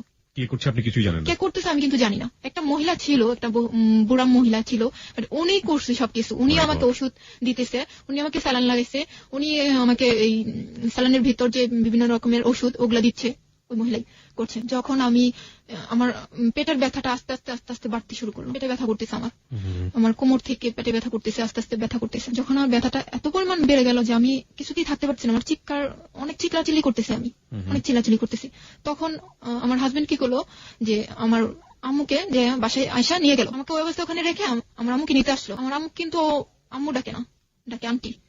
তো বললো আন্টি আপনি একটু চলেন, শানুর অবস্থা তো ভালো না, একটু চলেন, এরকম। তো আম্মু তো ওই কথা শোনার পর আমার আম্মু পাগলের মতো ওর সাথে চলে আসছে। আমাকে যখন দেখছে যে আমি বেডের মধ্যে এরকম ব্যথায় কাতরাতেছি, তখন আম্মু যে কি করছে আমি মানে না দেখলে সেটা কেউ বুঝবে না। আমার সারা মুখে আম্মু এত চুমা খাইতেছে আর বলতেছে আমার মেয়ে মরে যাচ্ছে, আমার মেয়ে মরে যাচ্ছে, এরকম করতেছে। তারপর ওই দিন সারাদিনই আমি বেরিয়েছিলাম, এরকম স্যালাইন চলতেছে, আমি ব্যথা এরকম চিল্লাইতেছি। পরের দিন শুক্রবার সকালবেলা এটা ছিল 16 আগস্ট। 16 আগস্ট বেবিটা নর্মালি হইলো এবং সেটা মৃত। আমি একটা কথা বলতে চাই যে যখন বেবিটা অনেক নড়তেছিল আমার পেটের মধ্যে, তখন ওই মহিলাটা একটা ছোট কলসির মধ্যে গরম পানি নিয়ে আমার পেটের উপর রাখছিল। তখন মনে হইলো কি যে আরো বেশি মনে হয় বাচ্চাটা নড়তেছে, চিল্লাইতেছে, এরকম মনে হইলো আমার কাছে। তারপরে পরের দিন তো হলো, তখন আমার আন্টিকে আমার আম্মু খবর দিল যে আমি একটু আসবো। এটা ওই আন্টি যে আন্টিটা বেবিটা নিতে চাইছিল, বলছিল আমি সারা জীবন আসবো না তোমার সামনে। আন্টিটা আসার পরে আমি বললাম, আন্টি আমাকে একটু বেবিটাকে দেখান তো, চেহারাটা একটু দেখান আমাকে। তো আন্টি একটু ঘুরায় আমাকে চেহারাটা দেখালো। তখনই আমি সেই মুহূর্তে আমি বুঝতে পারলাম যে আমি কত বড় একটা ভুল করছি। সেদিনই চলে আসছি, ওখান থেকে নিয়ে আসছে আমাকে একটা সিএনজি ভাড়া করে বাসায় নিয়ে আসছে। নিয়ে এসে আমি খুবই অসুস্থ, আমাকে ওষুধপত্র দেওয়া হয়েছে, আমি একদমই আমাকে কোলে করে এসে নিতে হয়, গোসলখানায় কোলে করে আমাকে টয়লেটে নিতে হয়, এরকম অবস্থা। বেবিটা কি ছেলে ছিল না মেয়ে ছিল? মেয়ে ছিল। তো অনেক অসুস্থ, ও আমাকে এখানে রেখেই আস্তে আস্তে বিকেল হয়ে গেছে, একটু সন্ধ্যা সন্ধ্যা টাইপ হয়ে গেছে।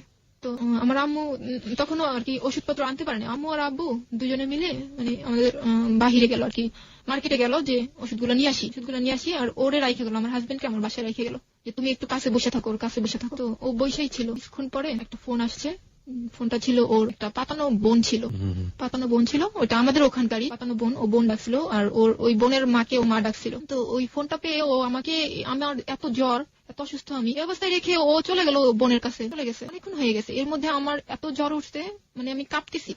আমার ছোট বোনটা একটা ল্যাব দিছে, আরেকটা ল্যাব দিছে, 3টা ল্যাব দেওয়ার পর আমি কাঁপতেছি, আমি কাঁপা পড়ে যেতেছি, এত আমার জ্বর উঠছে। বালিশ দিয়ে আমার ছোট বোনটা উপরে ওঠা চাপ দিয়ে রাখছে আমাকে। তো তারপরে দেখতেছি আমি আরো বেশি আমার অবস্থা তো খারাপ। পাশে একটা আন্টি ছিল, আন্টিকে ডেকে নিয়েছে, আন্টি একটু আসেন তো, আপু তো এরকম করতেছে। আন্টিও আসছে, এমন সময় আমার আব্বু আম্মু চলে আসে। আসার পর দেখে আমার এই অবস্থা, তাড়াতাড়ি মাথাটাতে পানি টানি দিল, দেওয়ার পরে একটু ঠিক হলাম, ওষুধ খাওয়ালে একটু ঠিক হলাম। তো আমাকে জিজ্ঞেস করলো জুয়েল কোথায়? আমি বললাম রোজি আপু ফোন দিছে তো ওখানে গেছে। ওর বোনের কথা বললাম যে ওখানে ফোন দিছে তো ওর কাছে গেছে। তো আমার আব্বু এত রাগ ছিল, মনে হয়েছিল সেদিন ওকে মেরেই ফেলবে, এই অবস্থা। আমার আব্বু খুব রাগ করছে। ও আসার সাথে সাথে আমার আব্বু ওরে ডাইকে নিছে, এদিকে আসো। তো যাওয়ার পরে আমার আব্বুর, আমি জানি না, আমি তো এই রুমে, ও আব্বুকে হাত দুইটা ধরে কি যে বললো আমি জানি না। আমার আব্বু একেবারেই ঠান্ডা হয়ে গেল, কিছুই বললো না, কিছুই বললো না যে আমার মেয়েটাকে এইভাবে রাইখা গেলা, বা আমার মেয়েটাকে এত অসুস্থ তুমি কিভাবে গেলে, ওখানে যাওয়াটা কি এত জরুরি ছিল, এগুলো কিছুই বলেনি। ও হাত ধরে কি বুঝালো, আমার বাবা একদমই ঠান্ডা হয়ে গেল। কি বুঝেছিল পরে জেনেছেন কিছু? না, আমি কিছুই শুনিনি। কথাটা এরকম ছিল যে ও এরকম একটা ছেলে যে কোনো মানুষের সাথে কথা বলতো এমনিতেই নর্মাল হয়ে যেত, ওর প্রতি একটা আকর্ষণ চলে আসতো, ছেলে হোক মেয়ে হোক। এখানে আমি একটু বলি তাদেরকে, সেটা হচ্ছে যে he is looking to smart, এবং ওর ছবিগুলো আমি দেখেছি, আসলেই অনেক সুন্দর দেখতে, অনেক ইয়াং, অনেক হ্যান্ডসাম দেখতে। এবং শামিমা আজকে কিছু পিকচার কিছু ফটো নিয়ে এসছে ওর সাথে করে, তো ছবিগুলো আমি দেখছিলাম, আসলে ওদের সেই সময়কার ছবিগুলো বর্তমানে যদি দুই একটা আছে ওর কাছে, ওগুলো একটু দেখার চেষ্টা করেছি। আমার কাছে মনে হচ্ছে যে ও আসলে দেখতে অনেক ভালো এবং অনেক স্মার্ট এবং খুবই গুড লুকিং একটা ছেলে।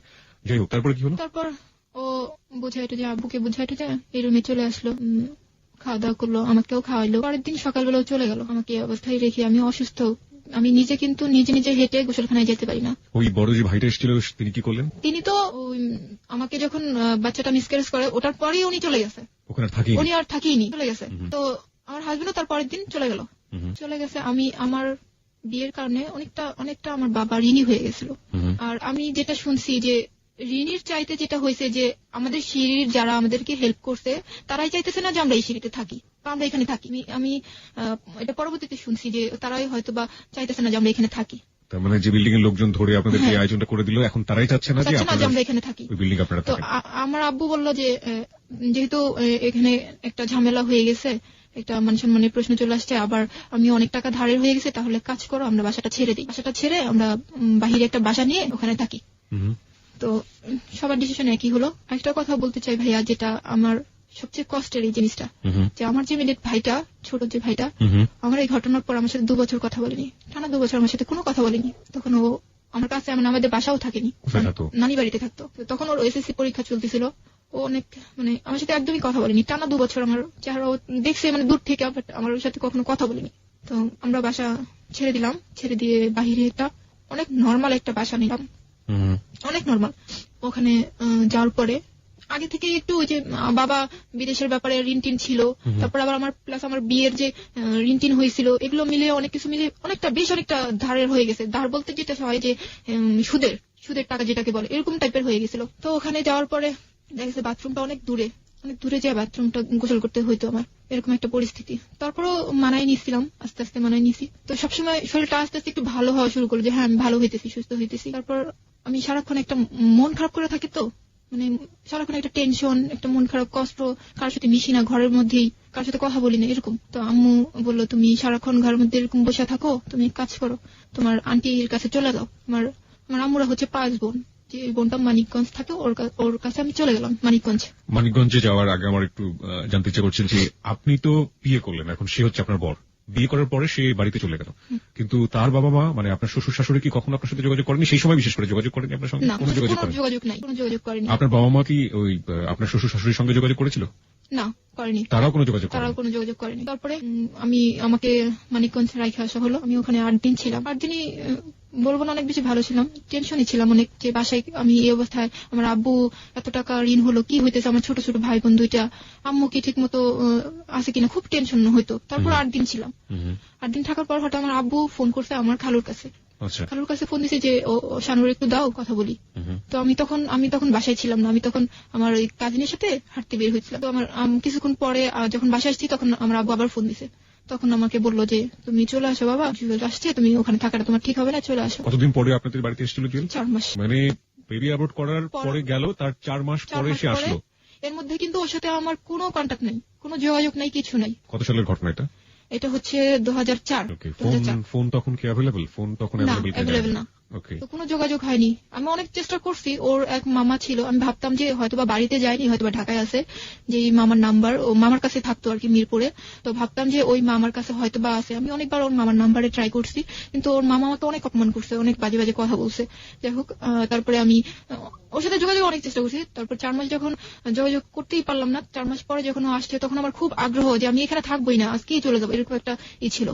পরের দিন সকালবেলা আমি চলে আসছি বাসায় আসার পর দেখি যে ও আমাদের রুমে না, অন্য একটা রুমে শুয়ে আছে, অন্য একটা রুমে। আর আমাদের রুমে কিন্তু কিছুই ছিল না, বসার মতো, শোয়ার মতো। 4 মাস পরে এসে কিভাবে আপনাদের খুঁজে বের করলো? খুঁজে বের করছে যে আমার নানু বাড়িটা ছিল আপনার, আমরা যেখানে থাকি, কোয়ার্টারে যেখানে থাকতাম, তার গেটের আর কি মানে অপর সাইডে।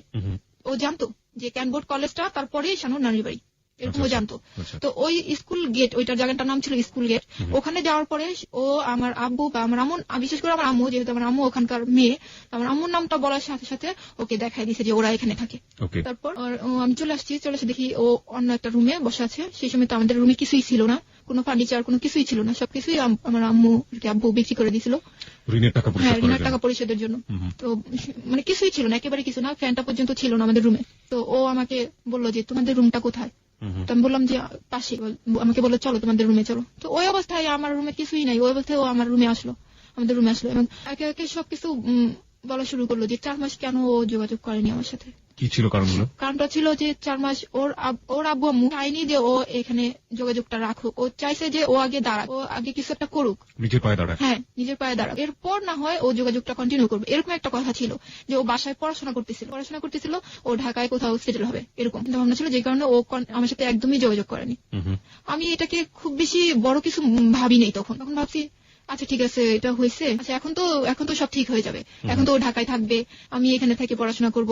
আমাকে বুঝালো যে আমি ঢাকায় থাকবো, তুমি এখান থেকে পড়াশোনাটা করবা, আর আমি ঢাকায় থেকে পড়াশোনাটা করব, মাঝে মাঝে আমি এখানে আসবো, তোমার এখানে আসবো, সব ঠিক হয়ে যাবে। তখন আমার আব্বু আম্মুর সাথে ও বললো যে আন্টি আমি ঢাকায় থাকবো, আমি এখানে আসা যাওয়া করবো, এবং সময় হলে আমি ওকে নিয়ে যাবো। আমার আব্বু আম্মু খুব বেশি ওরে দেয়নি, যে খুব বেশি চাপ দেয়নি যে এখনই তোমাকে ওকে নিয়ে যেতে হবে, এরকম চাপ দেয়নি। তো ও ঢাকায় থাকতো আর আমি আমার বাসা থেকে পড়াশোনাটা চালিয়ে যেতেছিলাম। 2005-এ আমি আবার ক্লাস 9-এ ভর্তি হই। 5-এ যখন আমি 9-এ ভর্তি হই, আর ও তখন ঢাকায়, আমাকে বলছিল যে জাহাঙ্গীরেও ভর্তি হয়েছিল, প্লাস ও হচ্ছে আপনার আইএল টেস্ট করতেছিল। এর মধ্যে ওর সাথে আমার কখনোই কোনোদিন কোনো বিষয়, জাহাঙ্গীরনগর ইউনিভার্সিটিতে চান্স পেয়েছিল, রাইট? পেয়েছিল।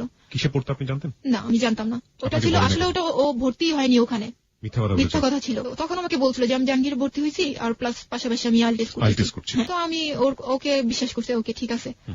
তো আমি ও কি করছে যে এর মধ্যে কিন্তু ওর সাথে আমার কোনো ঝগড়া ঝাঁটি, কোনো কিছু না, মনোমালিন্য কিছুই কখনো কোনো বিষয় নিয়ে হয়নি, না ওর বাসার লোকজনকে নিয়ে, না আমার বাসার লোকজনকে নিয়ে, কোনো কিছুই হয়নি। আমি যে ও আমার সাথে ফ্লোরে থাকতেছে, আমার মাথার উপর ফ্যান নেই, ও আমার সাথে থাকতেছে, আমার বাথরুমটা অনেক দূরে, ওখানেই যাইতেছে, এমনকি সাপ্লাই পানি নেই, কল চেপে পানি বের করতে হইতেছে, ও করতেছে তাই করতেছে। এবং বর্ষার দিন আসলে টিন আসলে উপরে, ঘরে টিন আসলে উপরে, ওই টিন দিয়ে পানি পড়তো, ওর কোনো কিছুই মনে হতো না। ওরকম পরিবেশে ও আমার সাথে ছিল, মানায় গেছে আমার সাথে। আমি যেরকম পরিবেশে ছিলাম ও সেরকম পরিবেশে ছিল। চলতেছে ভালো, অনেক ভালো চলতেছে। ও ঢাকা টিউশনি করে যতটুকু পারতো আমাকে হেল্প করতো। 500, 300 টাকা, 200 টাকা বা 500 টাকা যখনই যা পারতো আমাকে দিত। আপনার সঙ্গে থাকতো নাকি ওর আলাদা কোথাও থাকতো? না, ও ঢাকায় থাকতো। ও আসতো সপ্তাহে 1 দিন বা 15 দিনে 1 দিন থাকতো, 2 দিন এরকম আসতো। তো খুব ভালো সম্পর্ক যাইতেছিল, কোনো প্রবলেম হয়নি ওর সাথে আমার। তখন 2006 চলে আসছে, ওর ভিসা হয়ে গেল। ও এখন আমাকে বলতেছে যে আমার তো ভিসা হয়ে গেছে, আমি তো তারিখটা সঠিক মনে করতে পারতেছি না, ও ডেটটা মনে নেই আমার, যে ওই তারিখে আমাকে চলে যেতে হবে। আচ্ছা, যাওয়ার আগে আমি কিছু জানতে চাই যে বিয়ে হলো কত সালে আপনাদের? 3 সালে। 2003 সালে 2006 সালে এসে বলছে চলে যাবে। 3 বছর আপনারা ঘর সংসার করলেন। ঘর সংসার বলতে কি আমি আমার বাবার বাড়িতে, ও ঢাকায়, ও আসা যাওয়া করতো আমার এখানে। এই 3 বছরে আপনি কখনো বলেননি যে আপনি ওর বাবা মার বাড়ি বা আপনার শ্বশুর শাশুড়ির সাথে দেখা করতে চান? হ্যাঁ, বলছি। ও কি বলেছে? ও বলছে যে দেখো, তুমি এখন যে অবস্থা তোমাদের ফ্যামিলির, এখন আব্বু আম্মুকে আনলে তোমাদের মান সম্মান যাবে, আর আমারও মান সম্মান যাবে। ভালো একটা পরিবেশে যাও, তারপর না হয় আব্বু আম্মুকে আনবো বা যোগাযোগ করাই দিব, বা তখন কন্টিনিউ হবে সম্পর্কটা দুই ফ্যামিলির মধ্যে। এরকম ছিল। ফোনেও কখনো কথা বলেন? না, ফোনে তো আমাকে কখনো ফোনে কথা বলতেই দেয়নি। আমি বহুবার চেষ্টা করছি কথা বলার জন্য, আমাকে কথা বলতে দেয়নি। তারপর 2006-এ ও আমাকে। আপনার বাবা মা কেন স্টেপ নিল না? আপনার বাবা মার তো উচিত ছিল যে। আমার বাবা মা এর জন্য নেয়নি, আমি বলতেছি। যখন ওর ভিসা হয়ে গেল, তখন আমার আব্বু আম্মু বলতেছে যে তোমার তো এখন ভিসা হয়েছে, তুমি তো দেশের বাইরে চলে যাবা, তাহলে তুমি মেয়েকে তোমাদের বাড়িতে রেখে যাও।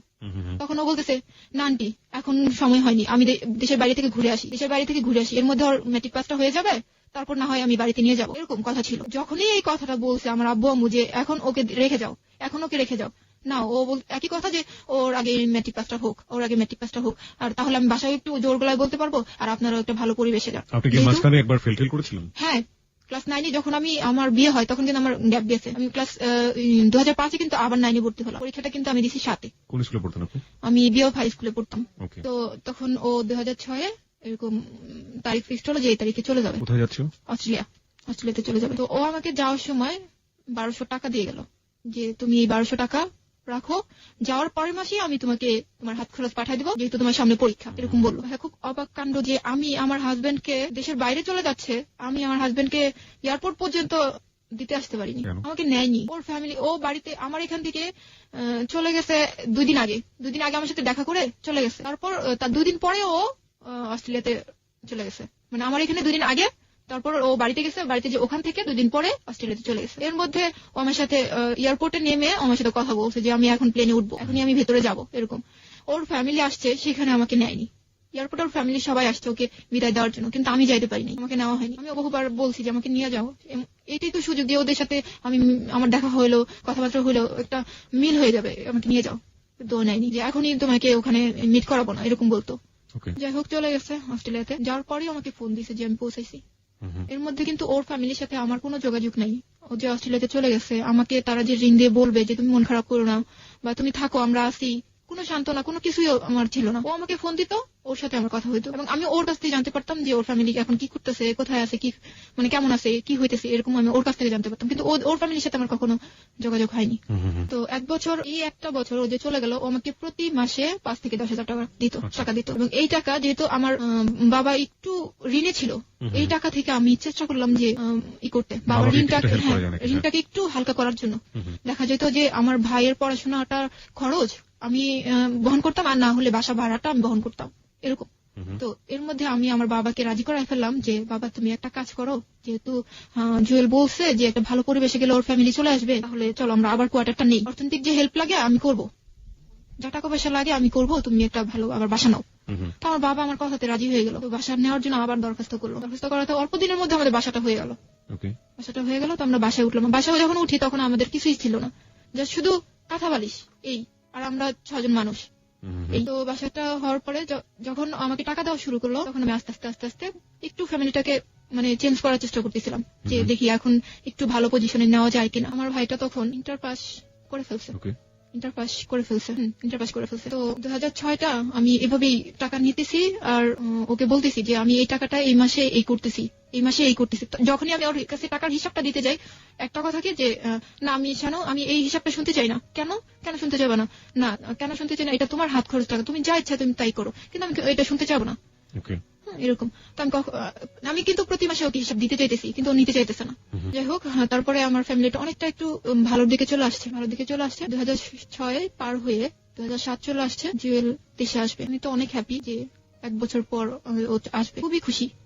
আমি ওরে আনতে যাবো এরকম একটা চিন্তা ভাবনা ছিল যে আমি যাবো এয়ারপোর্টে, কিন্তু ও চলে আসছে, ওর ভাই নিতে আসছে ওকে। আমি তো যাইতেই পারিনি। আমাকে ফোন করছে যখন অস্ট্রেলিয়ার এয়ারপোর্ট থেকে ও উঠে, তখন আমাকে ফোন দিচ্ছে যে আমি এখন উঠবো। যখন ও বাংলাদেশের এয়ারপোর্টে নামে তখন আমাকে রিং দিচ্ছে যে আমি নামছি, আমি দেশে আসছি। বাড়িতে চলে গেছে ওখান থেকে সোজা বগুড়াতে চলে গেছে। চলে যাওয়ার পর 7 দিন পর ও গাজীপুরে আসে, এবং এমন ভাবে আসে যে একটা জামাই শ্বশুর বাড়িতে যেভাবে আসে, অনেক কিছু মানে মিষ্টি ফল টল হাবি যাবি এই সেই যা লাগে সবকিছু নিয়ে ও চলে আসছে আমাদের বাসায়। এর মধ্যে বাহির থেকে ও আমার জন্য তেমন কিছুই নিয়ে আসেনি।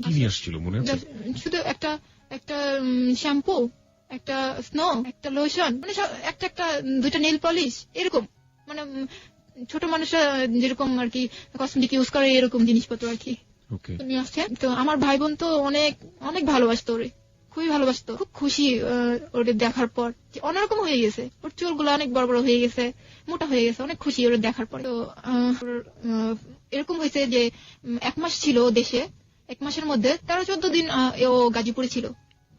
টানা না মনে করেন যে 2-3 দিন পর একদিন আসছে, 2 দিন ছিল, বা একদিন পরে আসছে 2 দিন ছিল, এরকম করে 13-14 দিন আমাদের এখানে ছিল, আর বাকিটা সময় বাড়িতে ছিল। এখানে ভালোই ছিল, একদমই ভালো।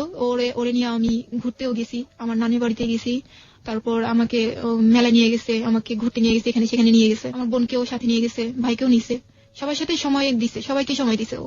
এবং আমার আব্বু আম্মুরে এমন বুঝাইছে, আমার আব্বু আম্মু ওরে ছাড়া অনেক কিছুই বোঝে না। তো তার মনটা মনে হয় যে কি জানি, এটা মানে জাদু, যে ও জাদু করছে আমার ফ্যামিলিটাকে, এত মানে ভালোবেসে ফেলছে আমার ফ্যামিলি। তো একটা মাস কিভাবে যে দেখতে দেখতে কাটা গেল, ওর যাওয়ার সময় হয়ে গেছে, ও আবারও চলে গেল।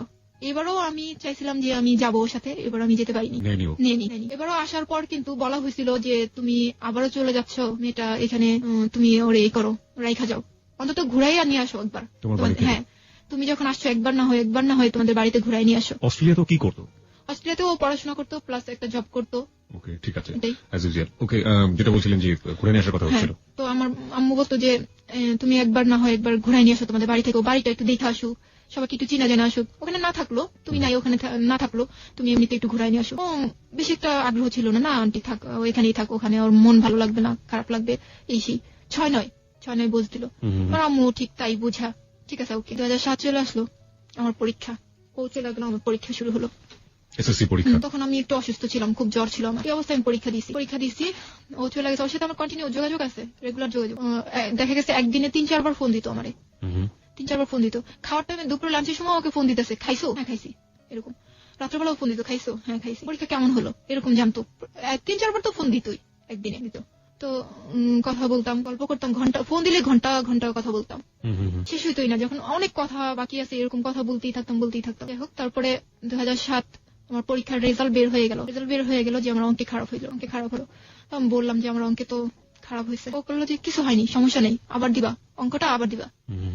তোমার আচ্ছা ঠিক আছে, অঙ্কটা আবার দিব। যাক, এই 7টা এইভাবে ফোনে কথা বইলা সময় কাটাইয়া পরীক্ষা দিয়ে এরকম করে চলে গেল। কিভাবে যে চলে গেছে, 2008 সাল চলে আসছে, এইবার কিন্তু একটু অন্যরকম হয়ে গেল। 2007 যখন ও দেশে আসছে, তখন কিন্তু বরাবর আমাকে ফোন দিয়ে আসছে যে আমি কিন্তু এই তারিখে আসবো, বা আমি এই যে অস্ট্রেলিয়া এয়ারপোর্ট থেকে উঠতেছি, আমি ভেতরে ঢুকতেছি, এখন ফোনটা অফ করবো, এরকম বলতো। এবার একটু অন্যরকম হয়েছে যে ও আমাকে বলেইনি যে ও কবে আসবে, ও শুধু বলছে আমি দেশে আসতে পারি। হ্যাঁ, যে আমি কবে আসবো এই তারিখটা কিন্তু আমাকে বলেনি। যখন ও অস্ট্রেলিয়ার এয়ারপোর্টে আসে তখন আমাকে বলে যে আমি আজকে আসবো, আমি আজকে প্লেনে উঠতেছি। আমি তো পুরো অবাক, আমি এক প্রকার কষ্টই পাইছি যে আমাকে জানালো না, এখনো উঠতেছে, এখনো আসবে এরকম। তো আবার সেই ঢাকায় নেমে তারপর আবার ফোন দিল যে আমি আসি, আমি নামছি এরকম। তারপরে আমি বললাম, এরকম সময় নামছে যে ভোর 4টা, তখন ও নামছে। তখন ও গাজীপুরের দিকে রওনা দিতে পারতো তখন রওনাটা। তখন ও বললো কি যে আমি এখন আমার এক ফ্রেন্ড আছে সুব্রত নাম, ওর বাসায় থাকবো ঢাকায়, পরের দিন আমি চলে যাবো বাড়িতে। তো তখন আমি জোর করিনি যে তুমি বন্ধুর বাসায় কেন থাকবা, তুমি গাজীপুরে চলে আসো, এয়ারপোর্ট থেকে গাজীপুরে যাইতে কতক্ষণ লাগবে, চলে আসো, এটা আর বলিনি। তো ওকে ঠিক আছে। কিন্তু পরের দিন সকালে কিন্তু ওর বাড়িতে যাওয়ার কথা, পরের দিন সকালে ও বাড়িতে যায়নি, সারাদিন ঢাকা ছিল। সারাদিন ঢাকা থেকে সন্ধ্যার পরে ও গাড়িতে উঠছে, আমাকে বলেনি, এখানে বলেনি এবং আপনার বাসায় আসেনি। সে আসেনি, বলেওনি আমাকে যে আমি সন্ধ্যার পরে উঠছি। যখন ও আমাকে ফোন দিল তখন আমি একটু বাহিরে একটু চিল্লাচিল্লির মধ্যে ছিলাম। তো তখন আমি ওকে জিজ্ঞেস করলাম যে তুমি কি ওঠো নাই, তুমি কি বাসে ওঠো নাই? বলে যে হ্যাঁ আমি তো বাসে। কিন্তু তখন ও ঢাকায়, ও কিন্তু গাড়িতে উঠছে সন্ধ্যার পরে। তখন আমি যখন সন্ধ্যার পরে রিং দিছি তখন ও বলতেছে যে আমি এখনো পৌঁছাইনি। আমি বললাম তুমি না কখন রওনা দিছো, তুমি এখনো বগুড়া পৌঁছাও নাই? যে না আমি এখনো পৌঁছাইনি। তুমি রওনাটা দিছো কখন? সন্ধ্যার পরে। তাহলে তো তুমি গাজীপুরে আসতে পারতো, আমার সাথে দেখাটা করে যেতে পারতা, বা তুমি আসতে পারো না, আমাকে তো বলতে পারতো যে সামনে তুমি এই জায়গাটা আসো, তোমার সাথে দেখা করে যাই, এটা তো বলতে পারতা। বেশি মানে মনে হলো কি একটু বিরক্ত টাইপ, যে আমার কথা শুনতে ওর ভালো লাগতেছে না, এরকম রেখে দিল। রেখে বাড়িতে চলে গেল। তখন মানে ঈদ ছিল, ও ঈদটা ছিল 7 তারিখে, ও আসলো 13 তারিখে ও গাজীপুর আসলো। আসার পরে একটু চেঞ্জ এরকম আসলো যে ও বলতেছে যে আমি আজকে আসবো। ও বের হয়েছে বাসা থেকে আজকে, যে আমি আজকে আসবো, কিন্তু ও আজকে আসেনি আমার কাছে। আজকে সকালে ও রওনা দিছে, পরের দিন রাত 1টায় ও বাসায় আসছে। তাও ওকে যায় নিয়ে আসতে হয়েছে। হ্যাঁ, নিয়ে আসতে হয়েছে। মানে গেটে তো আমাদের যে আমরা তো বাসায় থাকতাম, গেটে কিন্তু ওকে একা আসতে দিবে না, বা কোনো গেস্ট আসলে আসতে দিবে না। যার গেস্ট তাকে রিং করা হবে, তারপরে যায় নিয়ে আসবে। তারপর আমার ভাই যায় নিয়ে আসলো, ওকে নিয়ে আসছে। তারপর আমি এর মধ্যে যে কাজটা হয়েছে যে আমি যখন আসতেছে না, আসার কথা বলেও আসতেছে না, আমি বারবার শুধু ফোন দিতেছি যে তুমি কোথায়, তুমি এত লেট হয়, আর আমি বাসায় রান্না করে বসে আছি, তুমি এত লেট করতেছো কেন, তাড়াতাড়ি আসো। ও বলতেছে আমি ব্যাংকে বসে আছি, ঢাকা ব্যাংকে বসে আছি। ব্যাংকে কি করো? ব্যাংকে কাজ আছে, ব্যাংকে বসে আছি। কিন্তু ও ব্যাংকে ছিল না, ও ছিল দিনাজপুর। যখন ও আসলো তখন রাত 1টা। দিনাজপুর ছিল, এটা আপনি পরে জেনেছেন? হ্যাঁ, পরে জেনেছি। তো ও রাত্রে আসলো, রাত্রে খাওয়া দাওয়া করে আমরা ঘুমাই গেলাম। পরের দিন ও আমাকে বাণিজ্য মেলায় নিয়ে যাবে, বাণিজ্য মেলায় ঘুরতে নিয়ে যাবে। দিনাজপুরে কি করছিল? আমি বলতেছি এখনই যাবে, দিনাজপুরের ঘটনাটা এখনই যাবে। তো আমি বলতেছি বাণিজ্য মেলায় যাবো। খুব রাতের কথাটা তো আমি ভুলে গেছি, যে আমাকে সারাদিন ঘুরে আসি, পরের দিন রাত্রে আসছি, এটা আমি ভুলে গেছি। বাণিজ্য মেলায় ঘুরতে যাবো, খুব খুশি। পরের দিন ওর সাথে আমি বাণিজ্য মেলায় ঘুরতে যাবো। বাসে যখন উঠছি আমি, কতখানি যাওয়ার পরই ওর একটা ফোন আসলো। ফোনটা ছিল ওর এক ফ্রেন্ডের গার্লফ্রেন্ডের। তো ও ফোন দিয়ে ওরা যখন কথা বলতেছে, আমি তো ও পাশের কথাগুলো শুনতে পারতেছি না, বাট ও যে আনসার করতেছে এগুলো কিন্তু আমি শুনতে পারতেছি। এরকম ছিল কথাগুলা যে আমি তো ইচ্ছা করে যাইনি, কাজলই আমাকে জোর করে নিছে। ও পাশ থেকে কি বলছে আমি জানি না। ও আবার বলতেছে যে কাজলকে আমি জোর করে নিনি, কাজল আমাকে জোর করে নিছে, এরকম বলতেছে। আমি বুঝতে পারলাম যে ও ঢাকা ছিল না। তখন ওকে আমি কিছু জিজ্ঞেস করিনি। বাণিজ্য মেলায় গেলাম, ওদের সাথে দেখা হলো। ওরাও ছিল, ওর গার্লফ্রেন্ড, ওর বন্ধু, আর বন্ধুর যে গার্লফ্রেন্ড ছিল ওরাও ছিল ওখানে। ওদের সাথে প্রথমে পরিচয় করা দিল আমাকে যে আমি ওর কাজিন হই। ওদের সাথে পরিচয় করা দিল যে আমি ওর কাজিন হই। কিন্তু যে ভাইয়াটা ছিল, ওই ভাইয়াটার যে গার্লফ্রেন্ড ছিল, সে তো তার গার্লফ্রেন্ডকে পরিচয় করে দিতেছে যে সে আমার গার্লফ্রেন্ড। তার কি প্রবলেম যে সে আমাকে পরিচয় করে দিল আমি তার কাজিন? আমি খুবই অবাক হই। আমি তখন মানুষের সামনে কিছুই বলিনি। আমি বাণিজ্য মেলা ওর সাথে দিব্যি ঘুরে বেড়াইছি, খাওয়া দাওয়া করছি, ঘুরছি ফিরছি, বাসায় চলে আসছি। চলে আসার পর আমাকে জিজ্ঞেস করছি যে আচ্ছা তুমি আমাকে ওদের সামনে কাজিন পরিচয় করা দিলা কেন? কি তোমার কাজিন? বলে কি না, এখনই সবাইকে সবকিছু জানাতে চাই না, তাহলে আমার অনেক অসুবিধা হবে। ও যেহেতু ওর গার্লফ্রেন্ডকে পরিচয় করেছে, তুমি তো বলতে পারতা যে এ আমার গার্লফ্রেন্ড। তুমি বউ পরিচয় না করাই দিলাম, তুমি তো বলতে পারতা যে এ আমার গার্লফ্রেন্ড। কি না, এটার অনেক প্রবলেম হবে, আমি অস্ট্রেলিয়াতে থাকি, আমার অনেক প্রবলেম হবে, আমি এখনই কিছু জানাতে চাই না, আমি যে বিয়ে করছি এটা আমি এখনই জানাইতে চাই না। এরকম একটা বোঝ দিল আমাকে। আমি তাই বোঝমাই না, ওর কথা মতো চুপচাপ, আর কোনো কথা বাড়াইলাম না। কথা বাড়াইলে ঝগড়া হবে, এর জন্য কথা বাড়াইলাম না। ও আমার সাথে এত মিথ্যা কথা বলে। আমরা সবাই টেলিভিশন দেখতেছি একসাথে বসে, এর মধ্যে ওর ফোন আসছে। ফোন আসার পর ও কি করলো, ও সবার সামনে থেকে উঠে বাহির রুমে যায়, দরজাটা আটকায়া কথা বলতেছে। এর মধ্যে আমি আবার উঠে যাই ওর রুমে যাওয়ার জন্য, দরজা ধাক্কা দিলাম, দেখি দরজা আটকানো। আমি ভাবলাম যে কি ব্যাপার, দরজা আটকায় কার সাথে কথা বলে? আমি অত বেশি অবিশ্বাসের কিছু ছিল না। আমি কথা দিন কার সাথে বলতেছি, এরকম একটা নিলাম। আমি চলে আসার পরে দেখি অনেকক্ষণ হয়ে গেছে ও কথাই বলতেছে। তারপর আমি দরজা নক করলাম, নক করার পরে খুললো। তারপর জিজ্ঞেস করলাম যে কার সাথে এতক্ষণ তুমি কথা বলো? দরজা আটকে বলো যে বাসায় কথা বলছি। বাসায় কথা বলতেছো, দরজা আটকে কথা বলা লাগবে কেন?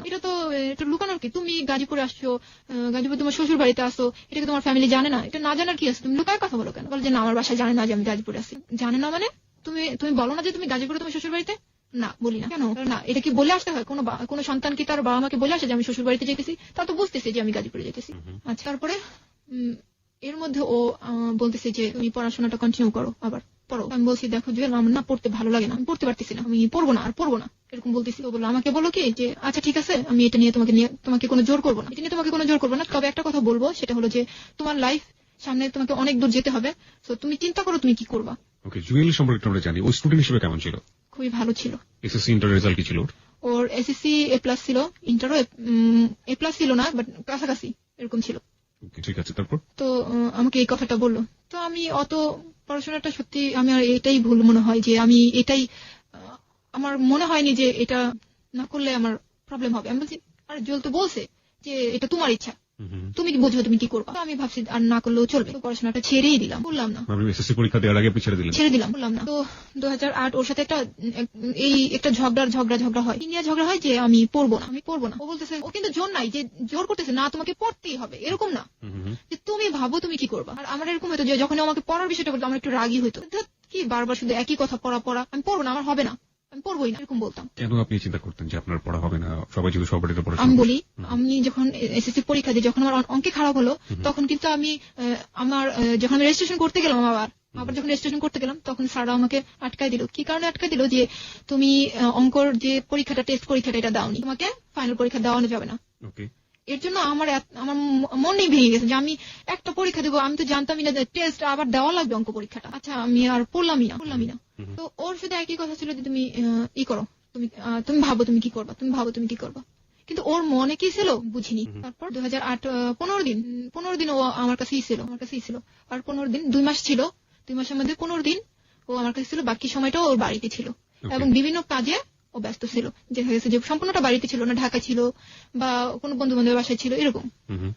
15টা দিন আমাকে দিছিল। তারপর এর মধ্যে 2008 ওরকে নিয়ে আমি আমার মানিকগঞ্জ আন্টির বাসায় ছিলাম 8 দিন। ওখানে আমি ঘুরতে যাই, আমার নানু বাড়িতে যাই, এখানে সেখানে ঘুরেও বেড়াইছি, সময় দিয়েছে আমাকে। তো যখন ওর যাওয়ার সময় হয়ে গেল, তখন আমার আম্মু আবারও বললো যে এইবার ওকে রাইখা যাও, ও যখন পড়াশোনা করবে না, এবারও রাইখা যাও। হ্যাঁ, শ্বশুর বাড়িতে এবার রাইখা যাও। বলে যে না, ও শুধু মেট্রিক পরীক্ষাটা দেখ, আমি ওরে বাসায় ঠিকই তুলে নিব। আচ্ছা, আপনার ভিতর কি এরকম একটা চিন্তা কাজ করেছিল যে বিয়ে যেহেতু হয়ে যায়, বিয়েই তো আসলে মেয়েদের লাইফের একটা আসল ডেস্টিনেশন, পড়াশোনা না করলেও চলে, এরকম একটা ব্যাপার সম্পর্কে কাজ করতো? এরকমই যে বিয়ে যেহেতু হয়ে গেছে, আর পড়াশোনা করে কি হবে, আর কি দরকার। কিন্তু অদ্ভুত একটা ব্যাপার আমি শ্রোতাদেরকে একটু অ্যাড্রেস করতে চাই এই সুযোগটাতে। সেটা হচ্ছে যে এটা কিন্তু মানে অস্বাভাবিক কোনো কিছু না। আমরা মেয়েদের ক্ষেত্রে এরকম দেখে থাকি যে অনার্স মাস্টার্স কমপ্লিট করার পরেও, বিয়ে করার পরে অনেকেই জব টব কিছু করেন না, মানে পড়তে হয়েছে তাই পড়েছেন। 2 নাম্বার আরেকটা জিনিস দেখা যায়, সেটা হচ্ছে বিয়ে হয়ে গিয়েছে, অনেক সময় দেখা গেল অনেক ভালো ছাত্রী ছিল, বিয়ে হয়ে গিয়েছে, তারপরে পড়াশোনা ইচ্ছে করে বন্ধ করে দেয়।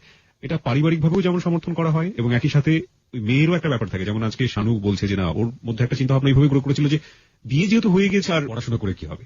যাই হোক, এই ব্যাপারটা আসলে কতটা ভালো কতটা মন্দ সেটা গল্প থেকে উঠে আসবে, আপনারা শেষ পর্যন্ত শুনবেন আশা করছি। শানু, তারপর কি হলো? তারপর ও চলে গেল, সময় হয়ে গেল ওর যাওয়ার। 2 মাস দেশে থাকার পর ও চলে গেল।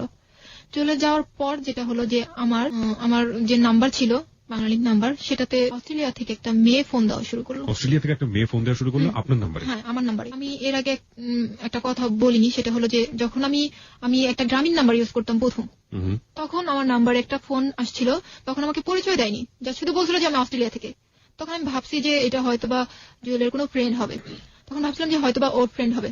তারপর যখন আমি জুয়েলকে জিজ্ঞেস করছিলাম যে আচ্ছা তোমার কি কোনো ফ্রেন্ড আছে, এরকম দুষ্টামি করে আমাকে ফোন দিছিল একটা মেয়ে। তো বললো যে তুমি এক কাজ করো, কোথা থেকে কোন মেয়ের কোন কাহিনী শুনছো, কি শুনছো না শুনছো, তুমি এক কাজ করো, তুমি নাম্বারটা চেঞ্জ করে ফেলো। তখনই আমি নাম্বারটা আসলে চেঞ্জ করে ফেলি ওর কথাতে। জুয়েল বলে যে আপনাকে নাম্বারটা চেঞ্জ করে ফেলো। তো আমি নাম্বারটা চেঞ্জ করে বাংলাদেশ নাম্বারটা নিই। যখন ও 2008 চলে গেল, তখন আমার এই নাম্বারে ওই মেয়েটা ফোন দেওয়া শুরু করলো। ফোন দিয়ে যেসব কথা হইতো, যে কথাটা ছিল এরকম যে তুমি কি জুয়েলের ওয়াইফ? আমি বললাম আপনি কে?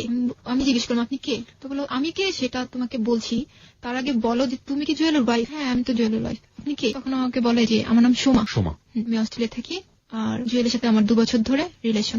মানে কিসের রিলেশন? দুজনকে ভালোবাসে 2 বছর ধরে। হ্যাঁ, তখন শুনে কোনো রকমই মনে করিনি, মনে করছি যে দুষ্টামি, আমার সাথে ফান করা হচ্ছে, সবাই মিলে মনে হয় একসাথে বসে দুষ্টামি করতেছে, এরকম মনে করছিলাম। যখন একের পর এক, দিনের পর দিন আমাকে এরকম ফোন দেওয়া হয়, আজে বাজে কথা বলা হয়।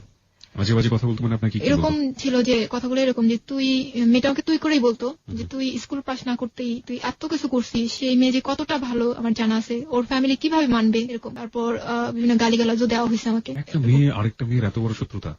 গালিগালাজ দেওয়া হয়েছে। আর আমাকে যেটা বলতো যে জুয়েল সম্পর্কে আমাকে বলতো যে আমি ওকে তো এখানে অস্ট্রেলিয়াতে জুয়েলকে আমি চাবুক মারি, প্রতিদিন ওকে চাবুক মারা হয়, আর ওকে তো আমি ছাড়বো না, আর দেখবো তুইও কিভাবে অস্ট্রেলিয়াতে আসিস, আমাকে এরকম বলতো। চাবুক মারি মানে কি? চাবুক মারি বলতে বুঝাইছে যে ও জুয়েল যে ও এটা জেনেও যে ও বিবাহিত বউ আছে বাংলাদেশে, এটা জেনেও ওর সাথে কেন রিলেশন করলো। আচ্ছা আচ্ছা। এটা জানার মানে এটা করে ও কেন ওই মেয়েটার সাথে এরকম করলো, এটার জন্য ওকে প্রত্যেক নিয়ত একটা হয়তো বা এরকম একটা পজিশন সৃষ্টি করে যে এটাকে চাবুক মারা বলে এরকম এরকম হয়েছে যে যখন ও যাওয়া শুরু গেল তখন থেকে আমাকে ফোন দেওয়া খুবই কম দিত। 15 দিন পর বা এরকম হতো 15 দিন পর পর ও ফোন দিত না। আমি যখন ওকে এই বিষয়টা নিয়ে যখন ওর সাথে কথা বলবো এর জন্য যখন আমি ফোন দিতাম তখন আমাকে বলতো যে আমি তো ব্যস্ত, আমি তোমাকে পরে ফোন দিতেছি এরকম বলতো। তারপর দেখা যেত যে 15 দিন 20 দিন পরে আমাকে ফোন দিত। একটু অবাকই হই যে মানুষ প্রতিদিন 3-4 বার ফোন দিত, সে মানুষ 20 দিন হয়ে গেছে 15 দিন হয়ে গেছে আমাকে ফোন দেয় না। তখন আমি ওর আচরণে আর মেয়েটার কথাবার্তা একটু সন্দেহ করা শুরু করি। তখন আমি মেয়েটাকে অনেক কিছু জিজ্ঞেস করি যে আপনারা কতদিন ধরে রিলেশন করছেন, আপনি কি যে জানেন না যে ওর ওয়াইফ আছে? বলে যে না, আমি জানলে, আমি একটু শিক্ষিত মেয়ে, আমি ঢাকা জাহাঙ্গীর থেকে ইংলিশ অনার্স করছি, তারপর এখানে এসে আমি নিজে জব করি, নিজে পড়াশোনা করি, আমি কি জেনে শুনে এই কাজটা করবো? তো আমি কি জেনে শুনে এই কাজটা করবো, তোমার কি মনে হয়? আমাকে জিজ্ঞেস করতেছে। তো বললাম আমি জানি না। আমি বলছি আমি জানি না। তো আপনি এখন তো জানছেন, তাহলে এখন কেন সরে যান না? এখন সরে যান। বলে না আমি সরবো না, তুই সরে যাবি। আমাকে বলে তুই সরে যাবি, তুই অস্ট্রেলিয়াতে আসতে পারবি না, আর ওকে আমি এখান থেকে যেতে দেবো না। জুয়েলের কথা বলতেছে, ওকে আমি যেতে দেবো না। তখন আমি ও জুয়েলের সাথে কন্ট্যাক্ট করার অনেক চেষ্টা করি, যে আমি ওকে বলি যে আমাকে এই মেয়েটা এত জ্বালাইতেছে, আমি শান্তি পাইতেছি না, আমি সারাক্ষণ টেনশনে আছি এই বিষয়টা নিয়ে। ওরে বলি, ও আমাকে কি বললো যে মেয়েটা হচ্ছে ওর ফ্রেন্ড, পাশে ফ্ল্যাটে থাকে, এতটুকুই। তখন আমি বললাম যে ও তোমার ফ্রেন্ড, ও এতটুকু সম্পর্ক, তাহলে ও আমাদের কিভাবে বিয়ে হয়েছে এই জিনিসটা ও কিভাবে জানলো? বলছে যে জানতে পারে না, আমি বলতে পারি না এই বিষয়টা, কি বলতে পারি না।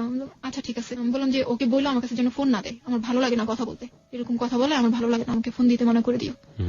তো বললাম যে আচ্ছা ঠিক আছে। কিন্তু এটা কিন্তু হয়নি, আমাকে রেগুলার ফোন দিত, রেগুলার মেয়েটা আমাকে ফোন দিত, কিন্তু জুয়েল কিন্তু রেগুলার ফোন দেওয়া বন্ধ করে দিল। রেগুলার ফোন দিত, কথাগুলো ঠিক এইরকমই ছিল যে তুই খারাপ মেয়ে, তুই নষ্ট মেয়ে, তোর বাবা মা কিভাবে পারলো, মেয়েকে ছেড়ে দিল, একটা ছেলের পিছনে ঈদ করে দিল, ও জুয়েলকে বড় পাইছিস, টাকাওয়ালা পাইছিস, এই সেই মানে যত রকমের হাবি জাবি কথা আছে সব। এগুলো শুনে আমি কিন্তু কোনো উত্তরই দিতে পারিনি। আমি শুধু মেয়েটার কথা শুনে কান্নাকাটি করছি, কোনো উত্তর দিতে পারিনি। আমি শুধু অবাক হয়েছি একটা বিষয়, যে আমি একদিন একটা মেসেজ দিছি জুয়েলকে। সেই মেসেজটা আমাকে জুয়েল রিপ্লাই না করে ওই মেয়েটা আমাকে রিং দিয়ে রিপ্লাই করছে যে তুমি এই মেসেজটা যে পাঠাইছো, জুয়েল তো নাই, জুয়েল তো ওর ফোনটা রেখে কাজে গেছে, এরকম বলছে। আমি তাও বিশ্বাস করিনি, মেয়েটার কথা বিশ্বাস করি নাই। আমি কি করছি, ওর পার্সোনাল নাম্বারে ফোন দিছি। ফোন দেওয়ার পর দেখি মেয়েটাই রিসিভ করছে। আমি হ্যালো না বলে মেয়েটার কণ্ঠটা শুনেই আমি লাইনটা কেটে দিছি। তারপর আমি কেটে দেওয়ার পরে যখন আমি আর কোনো মেসেজ, কোনো ফোন, কোনো কিছু দেইনি। তার কিছুক্ষণ পরেই যখন জুয়েল বাসায় ফিরছে, মনে হয় আমি জানি না কেন জানি ও আমাকে ফোন দিছে, হয়তোবা ওই মেয়েটার কাছেই শুনছে যে আমি ফোন দিছি, মেয়েটা রিসিভ করছে, এরকম শোনার পর আমাকে ফোন দিছে হয়তোবা। ফোন দেওয়ার পর যখন ও ফোন দিছে তখনই আমি সাথে সাথে জিজ্ঞেস করছি, আচ্ছা তুমি আমাকে একটা প্রশ্নের অ্যান্সার দিবা? বলো যে কি?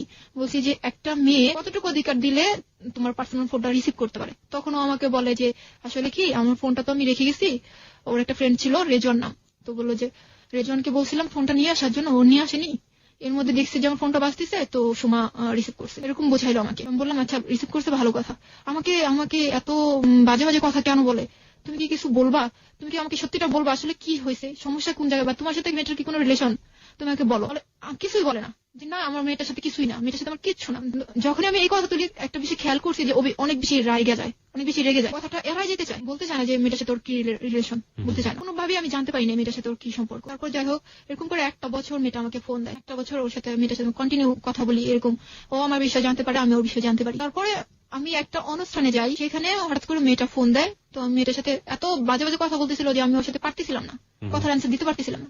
তখন আমার এক আন্টি ছিল, যে আন্টির কথা আমি বলছি, অ্যাডভোকেট, ওই আন্টি ছিল সাথে আমার। আমি আন্টিকে ফোনটা দিয়ে দিছি, আন্টি দেখেন মেয়েটা আমাকে কি বলতেছে, এত খারাপ কথা বলছে। তো মেয়েটাও গালাগালি করতেছে, আন্টিও অনেক গালাগালি করছে। তার কিছুক্ষণ পর অনুষ্ঠান শেষ করে আমি যখন বাসার দিকে ফিরতেছি, তখন আমি দেখি যে জুয়েলের যে পার্সোনাল নাম্বার আছে ওটা থেকে আমাকে ফোন আসছে। ফোন আসার পর ও আমাকে এই ফোনটা ছিল ওর অনেকদিন পরে, প্রায় 20 দিন কি 25 দিন পর আমাকে ফোনটা দেওয়া। এই ফোনটা দেওয়ার পরে যে আমাকে কথাগুলো খুব খারাপ করে বলতেছিল, জুয়েল, হ্যাঁ খারাপ করে বলতেছিল, এবং তুই করে বলতেছিল।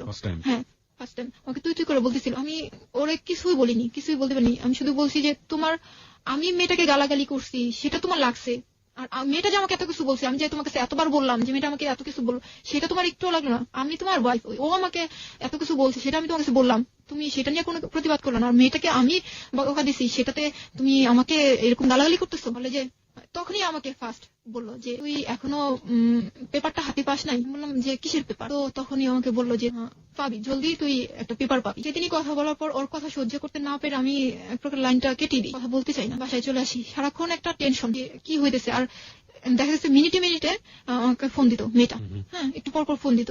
একদিন ফোন দিছে, ফোন দেওয়ার পর দেখি যে ও আমাকে বলছে যে তোর মেয়েটা বলতে চায় তোর জুয়েল বাবার সাথে কথা বলিস না এখন, এরকম এরকম বলতেছে। এখন আমিও বলছি যে যদি তোর সাহস থাকে তাহলে তুই তোর জুয়েল বাবাকে ফোনটা দে, এরকম বলছি আমি। তো ফোনটা না দিয়ে দুজন ওই ফোনটা কাটিনি, নাই কেটে ওরা দুজন ওখানে ঝগড়া করতেছে, আমি শুনতেছি, দুজনেই খুব ঝগড়া করতেছে, তুই তোমার করে কথা বলতেছে, আমি এগুলো শুনতেছি। তখন আমি আবার রিপিট করেন ওই জায়গাটা, দুজন ঝগড়া করতেছে। হ্যাঁ দুজন ঝগড়া করতেছে, ফোনটা কিন্তু কাটিনি, আমি শুনতেছি এর পাশ থেকে যে ওরা ঝগড়া করতেছে এবং দুজনে তুই তুই করে কথা বলতেছে, আমি শুনতেছি। তখন আমি বুঝতে পারলাম যে ওরা একসাথেই থাকে এবং একসাথে ওরা বসবাস করতেছে, ওদের মধ্যে অবশ্যই কোনো রিলেশন আছে। তখন আমি বুঝতে পারছি। তারপর আমি ওদের ফোনটা কেটে বাসায় আসি, বাইরে ছিলাম আমি, বাসায় এসে তারপর আমি আম্মুকে সেদিন আমি সব বলছি, আম্মু আমাকে এই মেয়েটা আমাকে ফোন দেয় এবং এগুলো কথা বলে। তো আমার আম্মু বলে তুমি জুয়েলকে বলছো? বলছি, জুয়েল আমার সাথে এই করতেছে, জুয়েল আমাকে এই ভাষায় কথা বলছে, আমাকে এই গালিটা দিছে, এরকম বলছি। তখন আমার মা ওর সাথে কথা বলার জন্য অনেক চেষ্টা করছে, কিন্তু যখনই আমি ফোন দেই ও তো ফোন দেওয়া বন্ধই করে দিছে, ও টোটালি ফোন বন্ধ করে দিছে যে আমাকে আমার ফোন দিবেই না। আমি অনেক চেষ্টা করছি ওর সাথে কথা বলার জন্য, অনেক ফোন দিছি। দেওয়ার পর ও ফোন রিসিভ করলে ও যখনই দেখে যে আমার ভয়েসটা তখনই ও লাইন কেটে দেয়, যখনই আমার ভয়েসটা শুনে তখনই ও লাইনটা কেটে দেয়। তারপর আমার কিছুতেই যোগাযোগ করতে পারি না, না আমার বাবা মার সাথে কথা বলে দিতে পারতেছি, না আমার সাথে কথা বলে। আমি জানতেই পারলাম না যে কেন ও এরকম করতেছে, ও আমাকে সরাসরি কেন বলে না, কিছুই না বলতেছে মেয়েটার সাথে রিলেশন আছে, না আমাকে কিছু বলতেছে, মেয়েটাকে দিয়ে আমাকে গালাগালি করতেছে। আর মেয়েটা যখন বলতেছে তখন ও আমাকে রিং করে গালাগালি করতেছে। এই অবস্থা চলতেছে 2009 সাল নভেম্বরের 23 তারিখ আমি একটা পেপার হাতে পাই। পেপারটা ছিল এরকম যে স্বামী কর্তৃক তালাকের নোটিশ। পেপারটা আমার সামনে রয়েছে, আমি একটু আমাদের শ্রোতাদেরকে পড়ে শোনাতে চাই। 2009 সালে কত সালে পেয়েছিলেন এটা? 2009 সালের কত তারিখ? নভেম্বরের 23। 1961 ইংরেজি সালের মুসলিম পারিবারিক আইন এর 7-এর 1 ধারা মতে স্বামী কর্তৃক তালাকের নোটিশ। জনাবাদ, যথাযথ সম্মানপূর্বক আমি নিম্ন স্বাক্ষরকারী, আপনার হাজবেন্ডের নাম, তার পিতার নাম এবং তার গ্রাম ঠিকানা, তারপরে হলো এখানে care of professor Habiba Begum, উনি হচ্ছে ওনার বাড়িতেই হচ্ছে ওনারা মানে ভাড়া থাকে, ওনার কেয়ার অফ দেওয়া আছে ওনাকে। আর এখানে যেটা আছে যে নিকানামা, আপনাদের বিয়ে হয়েছিল 2002 তারিখে। না, এটা ও এখানে একটা কথা আছে যে ও বিয়ের তারিখটা ঠিক মতো লিখতে পারে না। এখানে যে কাজটা হয়েছে, ও যে তারিখটা দিচ্ছে তালাকের তারিখটা, সেটা হচ্ছে 2008-এ যখন ও দেশে আসছে, যখন ও এখান থেকে যায় সেই তারিখটা কিন্তু ও দিয়ে তালাকটা পাঠাইছে, কিন্তু পেপারটা কিন্তু আমি টানা 1 বছর পর পাইছি। আচ্ছা, তার মানে ও দেশে এসে যখন আপনার সাথে ভালো ব্যবহার করেছে তখন কিন্তু ওই পেপারটা ও সাইন করছে, মানে ও দেখাইছে যে ওই তারিখে যাওয়ার সময় আমি এই তালাকটা দিয়ে গেছি। এখানে যে রেজিস্টার অফিসের আমি সিল সাপোর্টটা পাচ্ছি সেটা হচ্ছে ডেমারিয়া থানা, কেরানীগঞ্জ জেলা। কেরানীগঞ্জ থেকেও জিনিসটা করেছে। কেরানীগঞ্জে কি আপনার জানা মতে? না, আমার জানা মতে ওখানে আমি কাউকে চিনি না বা ওর কেউ আছে আমার মনে হয় না। ওকে, তাহলে সালটা মানে ডেটটা পিছনে দিয়ে সে কাজটা করেছে। আপনার নাম আছে এখানে এবং আপনার বাসার অ্যাড্রেস, তারপরে লিখেছে বিবাহ পর হইতে আপনার কারণ যেটি দেখিয়েছে, উক্ত স্ত্রী স্বামীকে মানসিকভাবে নির্যাতন করে, টাকা পয়সা দাবি করে, মনের অমিল বনিবানা হয় না। তারপরে লিখেছে যাহা শরীয়তের সম্পূর্ণ পরিপন্থী বিধায় 27/1/2009 ইংরেজি তারিখে আমি নিম্ন স্বাক্ষরকারী স্বেচ্ছায় সজ্ঞানে সুস্থ মস্তিষ্কে অন্যের বিনা প্ররোচনায় আপনার নাম 1 তালাকে বায়েন করিয়া বিবাহ বন্ধন ছিন্ন করিলাম। তারপরে মর্মতকরণ হলো, বিবেদক হচ্ছে আপনার হাজবেন্ডের নাম, ওর সাইন তো না এখানে, মোহাম্মদ আব্দুল্লাহ আল কাউসার, এটা কি ওর সাইন?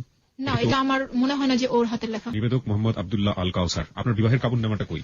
এখানে আছে। আপনার বিবাহের কাবিননামায় ওর হাতের সাইনটা কই? এখানে তো এখানে না, এখানে আপনাদের দুজনের সাইন তো অবশ্যই নিশ্চয়ই থাকবে। এই যে আব্দুল্লাহ আল কাউসার, রাইট? ওকে, আমি আমার শ্রোতাদেরকে বলছি, আমি আমার নিজের 2 চোখ দিয়ে যেটা দেখতে পাচ্ছি, সেখানে যেটা মনে হচ্ছে আমার কাছে যে ইয়েস, এই সাইনটা তো নিজে করেছিল, রাইট? হ্যাঁ, এটাও নিজে করছে। আপনি কি 2 বছরে বুঝতে পেরেছেন যে এই দুজনের সাইন একরকম না? একরকম না, আমি পেপারটা হাতে পাওয়ার পরেই বুঝতে পারছি যে এটা ওর সাইন না। এবং এখানে যেটা মজার বিষয় হচ্ছে যে কাবিননামাতে যে সাইনটা আছে আব্দুল্লাহ আল কাউসার, সেখানে আব্দুল্লাহ বানানটা হচ্ছে ঠিক আছে, এখানেও ঠিক আছে, আল ঠিক আছে, আব্দুল্লাহর পরে উনি কোনো হাইফেন ইউজ করেননি, ওখানে আলের পরে কোনো হাইফেন নাই, এখানে হাইফেন ইউজ করা হয়েছে। কাউসার বানানে ও লিখেছে কয় আকার রস্যু মূর্ধন্য শয় আকার আর বয়শূন্য র, কিন্তু তালাক নামাতে দেখলাম কাউসার বানানে লেখা হয়েছে কয় আকার ও, এখানে রস্যুটা নেই এবং হাতের লেখার মধ্যে কোনো মিল নেই। তার মানে এটা আপনার হাজবেন্ডের সাইন না, কিন্তু আপনার হাজবেন্ড যে কোনো কাউকে দিয়ে এই কাজটি করিয়েছে। এবং এখানে কেরানীগঞ্জ থানার সিলসাপুর সরকারি অফিসারের যেটা থাকার কথা সেটা এখানে আছে। কি স্টোরির মুখোমুখি হয়েছে বাবা আজকে। ওকে, তারপরে এটা পাওয়ার পরে কি হলো, কি বললেন? এটা পাওয়ার পরে আমি তো যখন হাতে পাই তখন তো মানে হয়ে গেছে, একদমই শক্ত হয়ে গেছি, কি করব কিছুই বুঝতে পারিনি। ওর সাথে যোগাযোগের অনেক চেষ্টা করছি, ওর ফ্যামিলিতে যোগাযোগের চেষ্টা করলাম। ওর ফ্যামিলিতে কি হয়েছে যে ওর বাবা মার সাথে আমাকে কথা বলতে দেয় না। আমি যে নাম্বারটায় ফোন দিতাম সেই নাম্বারটা ব্যবহার করতো ওর ভাই, ওর বড় ভাই। ওর ভাইকে যখন আমি ফোন দিলাম আমি তখন বললাম যে আমাকে একটু মাকে দেন, আমি একটু কথা বলবো, আমার মার সাথে একটু কথা আছে। তখন বললো যে যা বলার তুমি আমার সাথেই বলো। বড় ভাইটা বললো যা বলার তুমি আমার সাথেই বলো। আমি বললাম যে আপনার ভাই এরকম করার মানে কি, মানে তার সাথে তো আমার কিছুই হয়নি, না ঝগড়াঝাটি কিছুই হয়নি, তাহলে হঠাৎ করে পেপার পাঠায় দিল, আমি তো কিছুই বুঝলাম না কি হয়েছে, আপনাদের সাথে কি কিছু বলছে বা আপনারা কি জানেন, এরকম জিজ্ঞেস করলাম। তো ভাইয়ের অ্যান্সারটা ছিল এরকম যে তোমরা জানো যে তোমাদের মাঝে কি হয়েছে সেটা তোমরা জানো, আমরা জানি না, এরকম অ্যান্সার। তারপরও আমি অনেকবার অনেক নাম্বারে ফোন দিয়ে আমার শাশুড়ির সাথে কথা বলতে চাইছি, কিন্তু আমার শাশুড়িকে আমি পাইনি। তার সাথে আমার একবার কথা হয়েছিল, সেটা হলো যে আমি একবারই কথা বলছি, সেদিনই সে আমাকে বলছিল যে আমি এই মেয়েকেই ঘরে তুলবো, এরকম একটা কথা আমাকে বলছিল। সেই কথাটাই আমি বলতে চাইছিলাম যে মা আপনি তো এই কথাটা আমাকে বলছিলেন, তাহলে কেন, কি কারণে আমাকে এই পেপারটা আমাকে পাঠানো হলো? এই পেপারটা তো মানে আপনাদের জানাই করা হয়েছে, আমি কখনোই ওনাদের সাথে যোগাযোগ করতে পারিনি। শামীমা সুলতানা শানু, এই স্বাক্ষরটা কি আপনার? এটা আপনার হাজবেন্ডের স্বাক্ষর। ওকে, আমাকে একটু বলেন তো যে আপনারা যেই লোকটাকে ধরার জন্য এত একদম ফর্মালি একটা ব্যবস্থা করলেন, তাকে ওখানে লোকজন পাঠিয়ে ধরে নিয়ে আসা হলো, এই পেপারটা পেয়েছেন আপনারা 2009 সালে, আপনারা আইনি কোনো ব্যবস্থা নিয়েছেন? এরপরে কেন নেননি? নিইনি। আমি যখনই আইনের ব্যবস্থা নেব, এটা আমি বলি আমার একটা আন্টি অ্যাডভোকেট, আমি তার কাছে এটা নিয়ে যাওয়ার পর আমার আন্টি বলে যে এটা নাকি জুয়েলের সাইন না, আর যেহেতু জুয়েল দেশের বাইরে, এটা দিয়ে এখনই কিছু করা যাবে না, এরকম একটা কথা আমাকে বলছে যে কিছুই করতে পারবো না, ছেলে দেশে আসলে তারপর আমি বললাম যে ছেলে যদি কখনোই দেশে না আসে তাহলেও কি কিছু করার নাই? তখন বললো তুমি একটু অপেক্ষা করো, আমি দেখি কি করা যায়। কিন্তু এই পর্যন্ত আমার আন্টি বলতে হচ্ছে আমাকে যে আমার আন্টি আমাকে কোনো হেল্পই করেনি। আমার মাকে বলি যে মা তুমি একটু যে আন্টিকে বলো না যে এটা নিয়ে ঝুলে আছি কেন, এটা নিয়ে কিছু একটা করো। যখন যাই তখন বলি যে আমার আম্মুরে বলি কি যে তুমি একটু আন্টিকে ছাড়া অন্য উকিলকে বলো। যখনই যায় বা কারো কাছে আলাপ করে তখনই গাদা টাকা চায়। আর আমি একবারই তো বললাম যে আমার ফ্যামিলিতে ওরকম কোনো নাই। আর একটা কথা যে আমি প্রচন্ড ভয় পাই, যেটা যে আমার সাথে যখন জুয়েলের কথা হয়েছে, আমি ইদানিং এর কথা বলবো, 2 সপ্তাহ আগের কথা, যে 2 সপ্তাহ আগে যখন আমি কথা বলছি ওর সাথে, তখন এরকম ছিল যে আমি একটা নতুন একটা সিম নিই, নেওয়ার পরে ওটা থেকে আমি একটা মেসেজ দিই ওকে। মেসেজটা ছিল এরকম, কেমন আছো, তুমি আমাকে চেনো, এরকম একটা মেসেজ ছিল। এই মেসেজটা পাওয়ার সাথে তো আমার ওই নতুন নাম্বারে ফোন দিই। তারপর তখন আমি ওর সাথে কথা বলে আমি জানতে পারি যে আমি যদি কোনো আইনি কাজে যাই তাহলে ও আমাকে ফাঁসাবে, মানে ও আমার নামে উল্টা কেস করবে, এরকম ভয়ভীতি আমাকে দেখাচ্ছে। আমাকে বলে তুমি ঝামেলা করবো, আমি ঝামেলা করবো, তুমি নর্মালি থাকবো, আমিও নর্মালি থাকবো। তখন আমি বললাম এক কথা পরিপ্রেক্ষিতে ও বলতেছে যে তোমার সাথে আমার সব রিলেশন শেষ, তোমাকে আমি পেপার পাঠিয়ে দিছি, তো তোমার সাথে আমার কোনো রিলেশন নাই, তুমি এখন পেপার সাইন করে পাঠিয়ে দাও, তোমার যা ঝামেলা আছে আমি চুকাই দেবো, এরকম বলতেছে। তখন আমি বললাম যে পেপার সাইন করে পাঠিয়ে দিব, পেপারে তো আপনি সাইন করেননি, তাহলে আমি কিসের পেপারে সাইন করবো?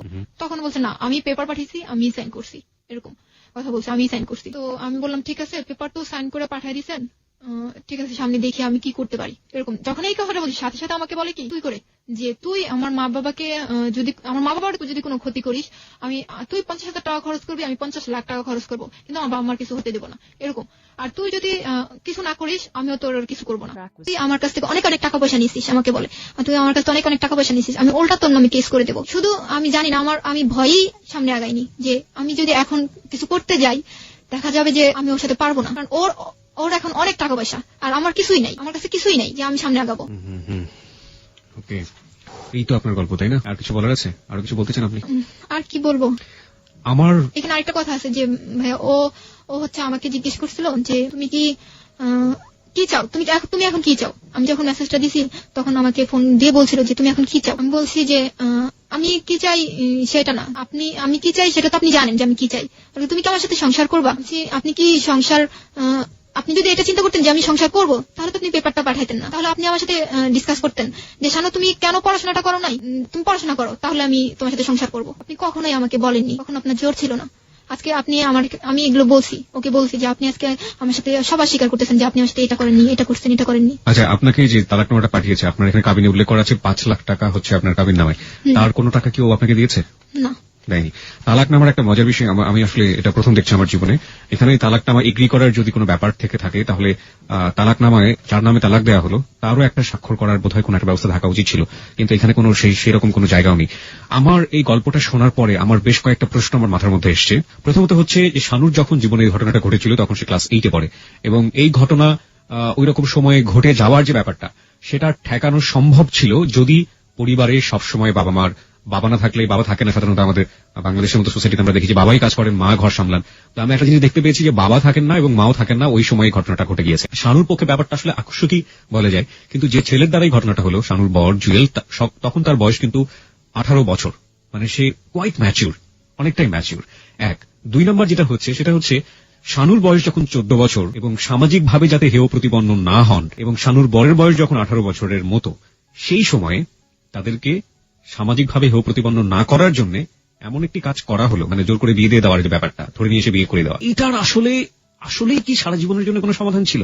আমরা গ্রামে এক সময় দেখতাম যে গ্রামে এরকম গল্প আমরা শুনেছি, হ্যালো 8920 আমরা এরকম অনেক গল্প পেয়েছি, ছেলে মেয়ে কোনো রকম এদিক ওদিক হয়েছে তো ধরে জোর করে বিয়ে দিয়ে দাও। এরা তো মোটামুটি এডুকেটেড ছিল এবং এমন একটি জায়গায় ঘটনাটি ঘটেছে যেখানে অনেক শিক্ষিত মানুষ, তাহলে একই রকম ঘটনার পুনরাবৃত্তি কেন হলো?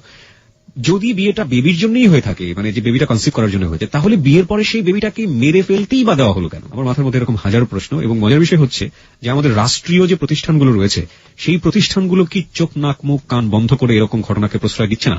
কারণটা হচ্ছে এখানে নিকাহনামা যেটা আছে সেখানে কিন্তু ওদের বয়সটাকে হাইড করা হয়েছে, গোপন করা হয়েছে। দেখুন এখানে বয়স উল্লেখ করা হয়েছে, বরের বয়স 21 বছর, যেটা কোনোভাবেই শানুর কথা শুনে বোঝা যায় তার বয়স কোনোভাবেই 21 ছিল না, এবং শানু তো নিজেই স্বীকার করেছে শানুর বয়স এখানে উল্লেখ করা হয়েছে 18 বছর।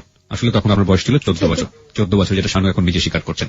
তাহলে এরকম কাজ একটা রাষ্ট্রীয় প্রতিষ্ঠান কিভাবে করেন, এটা আমার কাছে আমার দিক থেকে আমার প্রশ্ন। আরেকটা জিনিস যেটা, সেটা হচ্ছে যে শানুর পড়াশোনাটা না করা, যেটা আমি মাঝখানে একবার বলেছি যে প্রত্যেকটা মেয়ে, আমাদের সমাজে এরকম অসংখ্য মেয়ে পাওয়া যাবে যারা অনেক ভালো রেজাল্ট করার পর আমরা দেখি যে ওই সময়টা শেষ হয়ে যান, এবং যেটার ফলাফল যে আসলেই কত ভয়াবহ হতে পারে তার রেজাল্ট হচ্ছে শানুর বয়স এখন 23। শানু যখন এসএসসি পরীক্ষা দেয় 16, তার মানে শানু যদি আজকে পড়াশোনা করতো তাহলে সে অনার্স কমপ্লিট করে মাস্টার্সের দিকে এগোতো। এরকম একটা সময়ে একটা মেয়ে নিজের পায়ে দাঁড়ানোর জন্য অনেক কিছুই করতে পারে, একটা চাকরির খোঁজ করতে পারে, যে কোনো কিছু করতে পারে। কিন্তু শানু তো, আপনি কি এসএসসি পাস করেছেন? না। আপনি এসএসসি পাসও করেননি, শানু এখন কোনো একটা জায়গায় দাঁড়াতেও পারবে না। So tell me, what is the solution? সমাধানটা আসলে কি হতে পারে? ও যেটা বলছে যে ওর হাজবেন্ডের অনেক টাকা আছে। আমরা জানি যে নারীদের ক্ষেত্রে আমরা রাষ্ট্রের দিক থেকে অনেক ব্যবস্থা নিয়েছি, নারীরা চাইলেই এখন অনেক কিছু করতে পারেন, কিন্তু যেখানে এত বড় গলদ থেকে যাচ্ছে, শুরুতেই তো ভুল একটা করেছে আমাদের রাষ্ট্রীয় প্রতিষ্ঠান। কেন 14 বছর একটা মেয়েকে 18 বছর বানানো হলো? সামাজিকতা রক্ষা করার জন্য যদি তার বাবার কাজটা করে থাকেন, শেষ পর্যন্ত কি সেই সামাজিকতা রক্ষা করতে পেরেছেন?